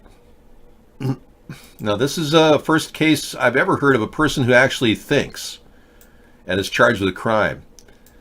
Yes, a woman sitting next to the Ivy League economist told flight crews she had security concerns about the man after seeing him write in a foreign script. It turned out to be a differential equation. So yeah, having math can be very dangerous on a plane. Doing like serious math, like hierarchical matrix calculus, that could be very dangerous.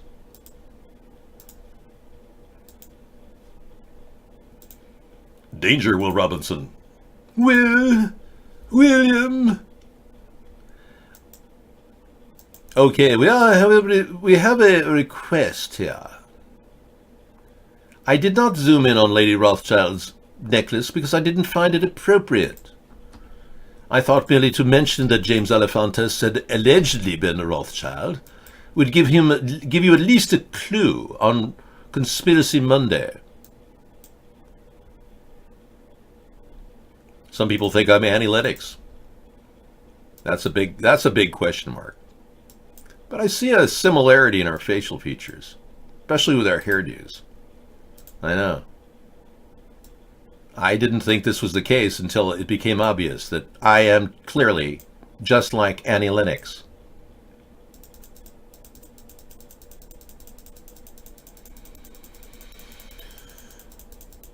They call Johnny Check. Oh, Johnny Cash is. Hold on, please. There we go. Okay, let's trip right in there.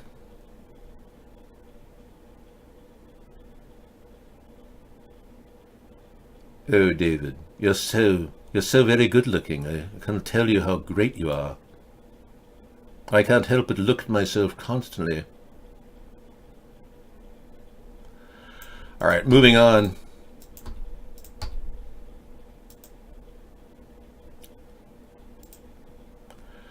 All right. Buenos noches. Gracias for coming in.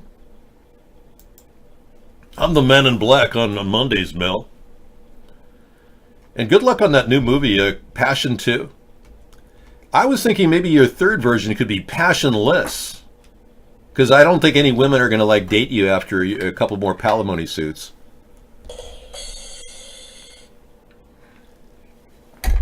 Okay, we've got Do Tim Gunn redecorating Malibu. Oh my God, I can't believe it. We've just got a problem. Okay, everybody, we're going to have to decorate these fire-torn houses that are burned and gutted. All right. Well, you see that necklace on the Philippine de Rothschild? Are you still talking about the necklace? Oh my God, I can't believe you said that. Hold on, please. We are looking for the necklace of Evelyn de Rothschild. I know, you're questioning whether I am in fact human. Well, an actor played something like this, Johnny Cab, and it's not me, so it clearly is not the actor to the left of me.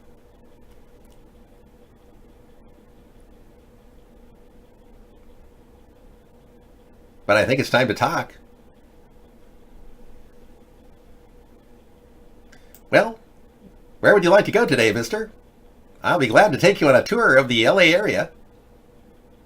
Now that it's 2017, 2018, we know for a fact you want to go someplace special.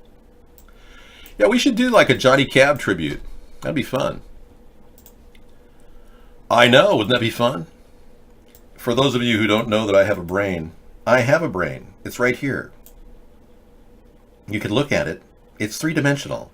And you can see many things are going on inside of it while I talk. You got no video? Uh-oh. We're still broadcasting. It's kind of strange, but we're on. You're just not in.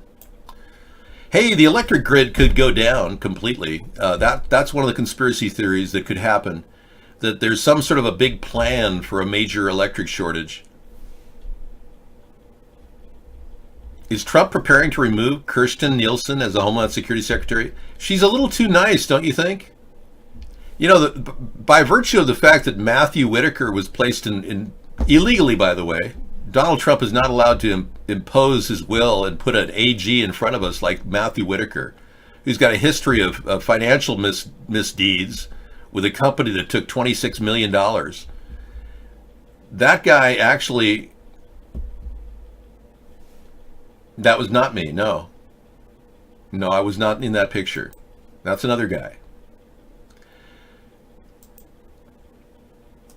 Anyway, I wish you wouldn't talk about things like this because it's kind of sidetracking me. Yes, it is sidetracking me. So you want to look at the necklace. All right, bringing up the necklace. Beep. We are superimposing their faces on each other, and you can see that there is a definite situation. What is that necklace? It looks like a giant cross. Why is the net... Oh my gosh, it's a devil. Oh Oh. Do you think the Rothschilds worship Satan? You think? Could it be Satan? I don't know. Well, that's pretty weird. Thanks for sharing that. I didn't notice that the satanic necklace was so obvious. It is satanic. Vatican official, migrants can teach Western women how to be feminine mothers. Really? This is the Vatican after all? We were asking him to fire McCarrick. Yeah, isn't that weird? We're asking him to fire McCarrick for allegations of molesting 2 little boys. Cardinal McCarrick is still in power. No, but oh no, the Vatican official says migrants can teach Western women how to be feminine mothers. Wow, so now the Vatican is siding with Orthodox Muslims.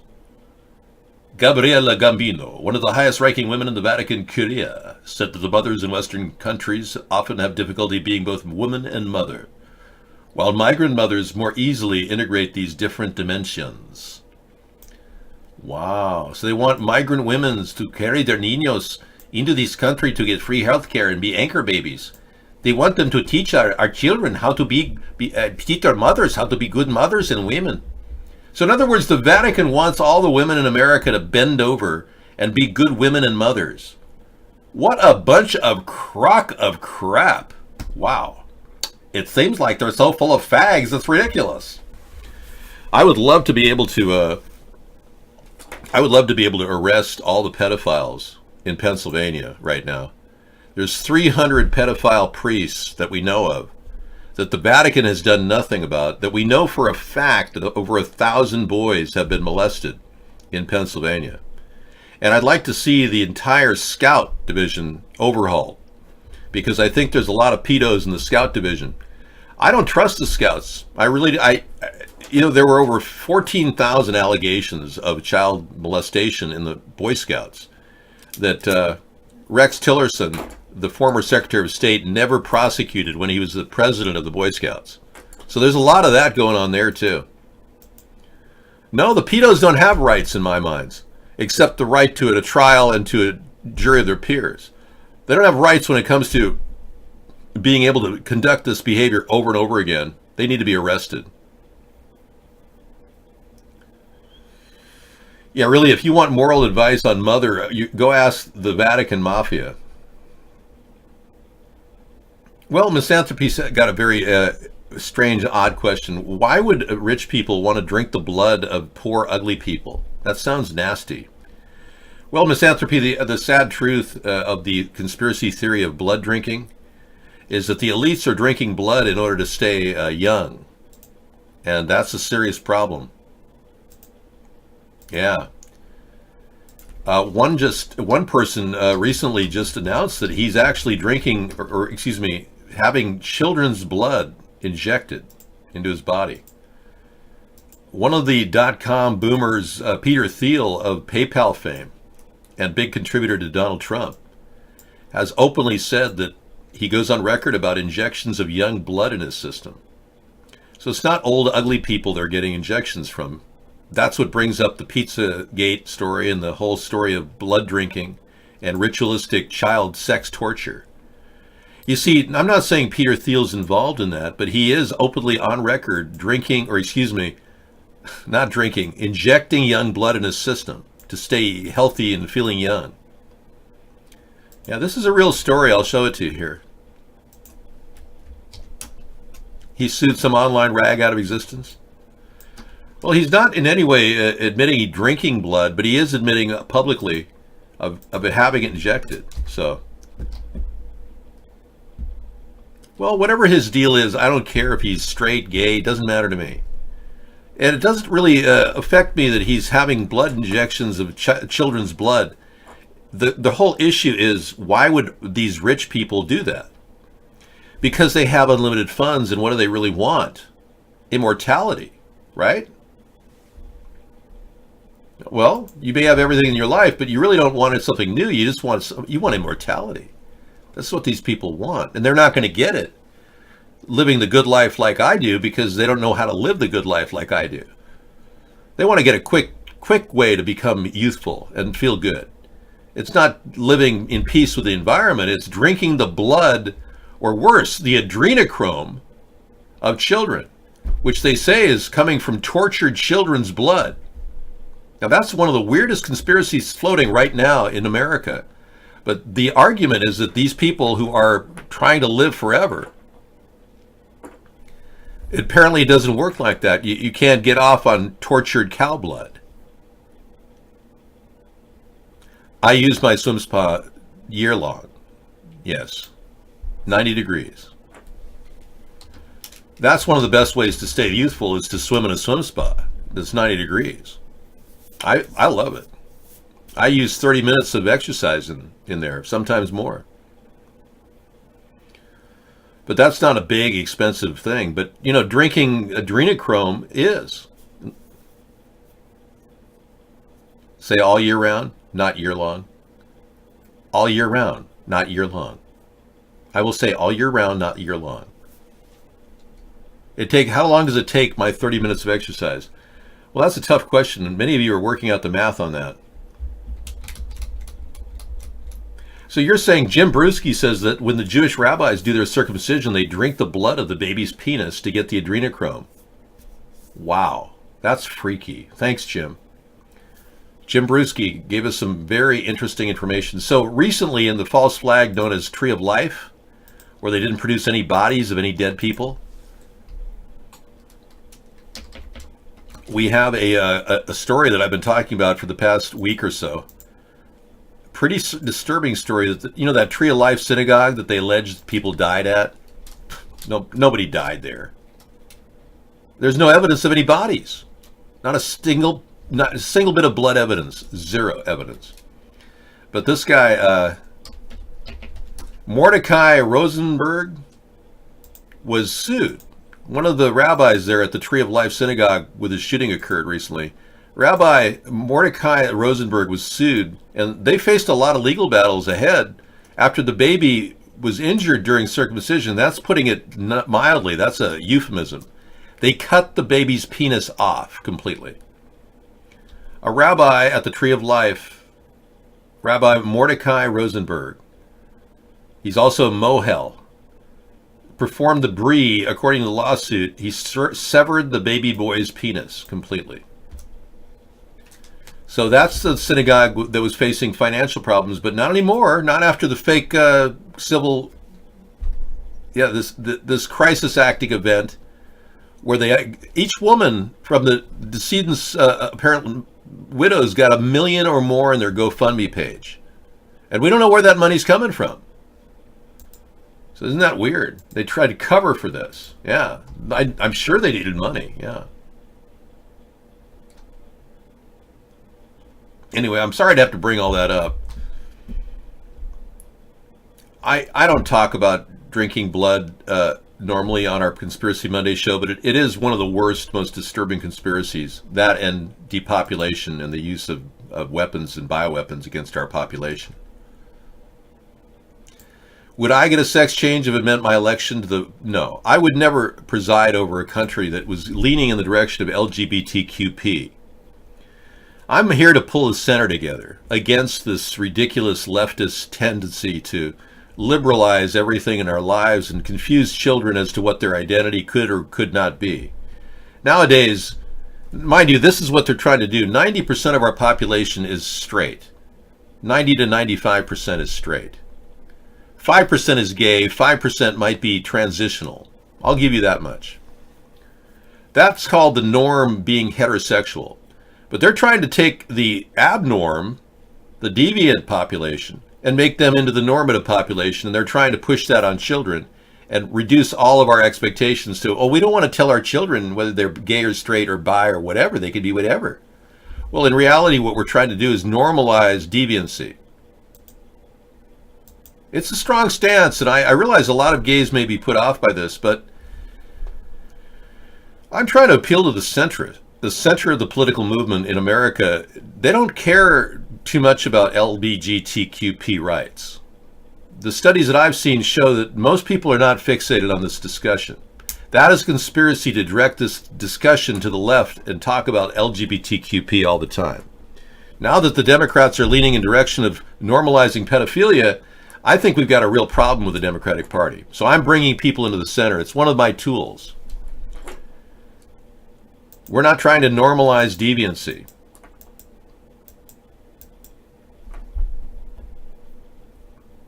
I think we've got about 90% heteros in the world and 5% gay and 5% asexual. I'll call them we don't know what they're going to do. Now, I believe that there's of those 90% heteros, we probably have close to 30% incels, involuntarily celibate. So a lot of people are hetero, they're just involuntarily celibate. All right, I'm glad we worked out these problems so you don't have to fixate on this ridiculous agenda of the Democrats when you come in here. Now, I am a big supporter of a woman's equal rights amendment. I think an ERA is in order for ladies. I really think it's important that you know that I'm behind that. I would certainly be supportive of that. I want women to get the same pay as men and be treated on an equal level with men.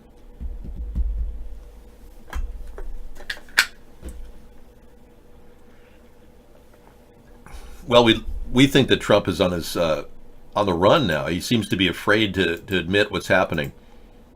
Here's a photograph of him, and he's completely kind of lost in his constant defensiveness and overreaction. Firing Jeff Sessions was gross overreaction, indicative of a guy who's obviously guilty. But now this is his overreach, and it shows you his desperation. He blames California's forest policies for the deadly wildfires, which, by the way, they say has killed 42 people in the past 2 days. The new number shows 42 people, but this has got to be the lowest blow anybody could possibly deliver politically. Why would he say that when they need all the help they can get? He's throwing California under the bus when they need us most. This is a pathetic person who doesn't deserve the presidency with this attitude. And that's what I argue. He's gone off the deep end. I'm not saying liberals are low IQ or that Republicans are Trump-tards or low IQ. I just call them tards, libtards and Trump-tards. And if you're still in the two-party system in your mind, you're suffering from tardation. It's time to wake up. It's time to realize there's something at play here called money behind the scene, and we've got to stop that. Politics has been so corrupted by the wrong people. It's ridiculous. We've got a lot of people that would love to break out of the two-party system. They're begging to do that.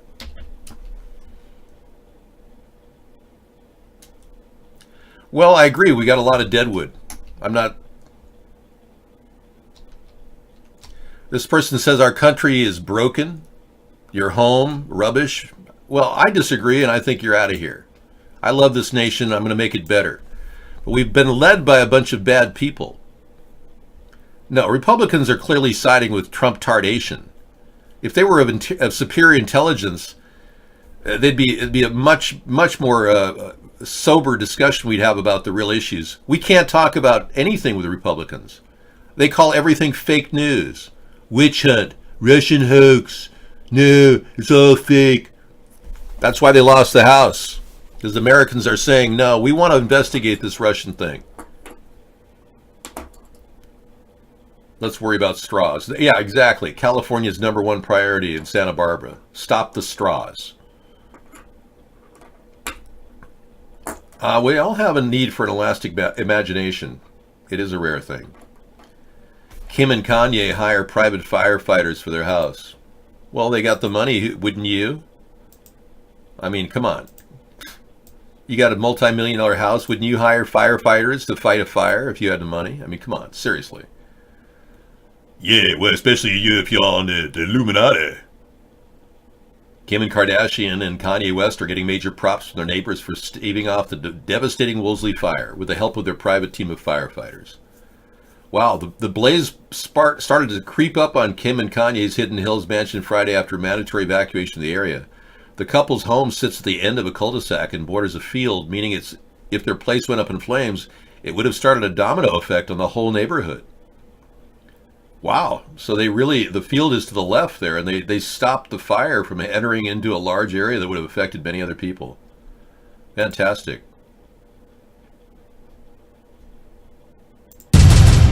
TMZ.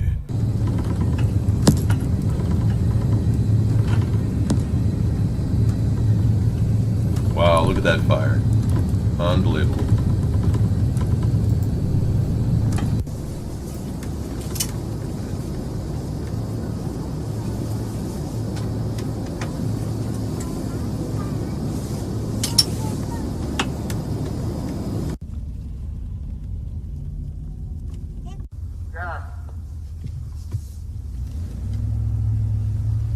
They are evacuating everyone right now from all of our homes.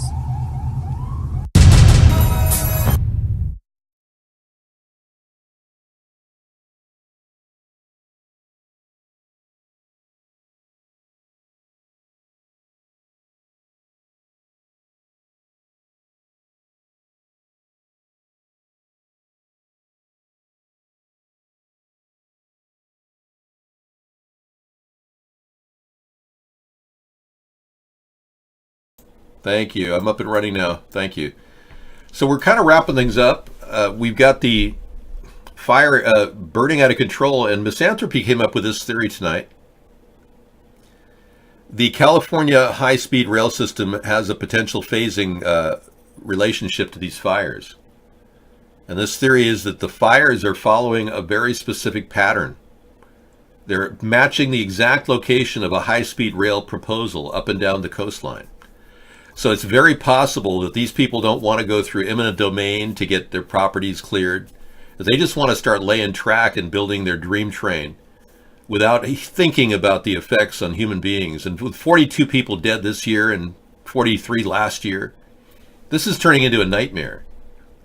It looks like it was phased array radar that hit the California coastline, or possibly directed energy weaponry. But what we're seeing is an unnatural high temperature 3,000 degree burn, which can only be explained with a directed energy weapon. Many people are beginning to think that this is an ongoing attack, weather warfare on our coastline.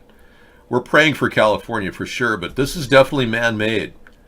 They're purposely dehydrating the coastline and creating an environment for we have a song request tonight for Wildfire, but instead of that, I'm gonna bring on, or in lieu of that, I will do Wildfire a little bit later.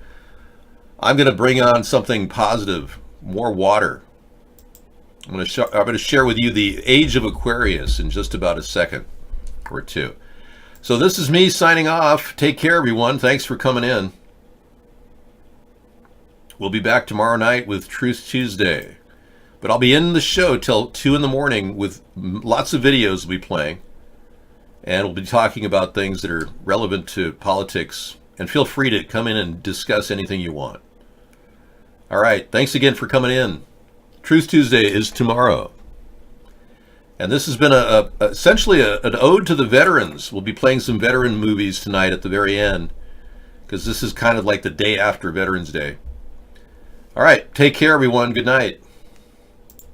Gonna make you feel good, gonna make you feel good, gonna make you mine, gonna make you feel good, gonna make you feel good, gonna make you mine.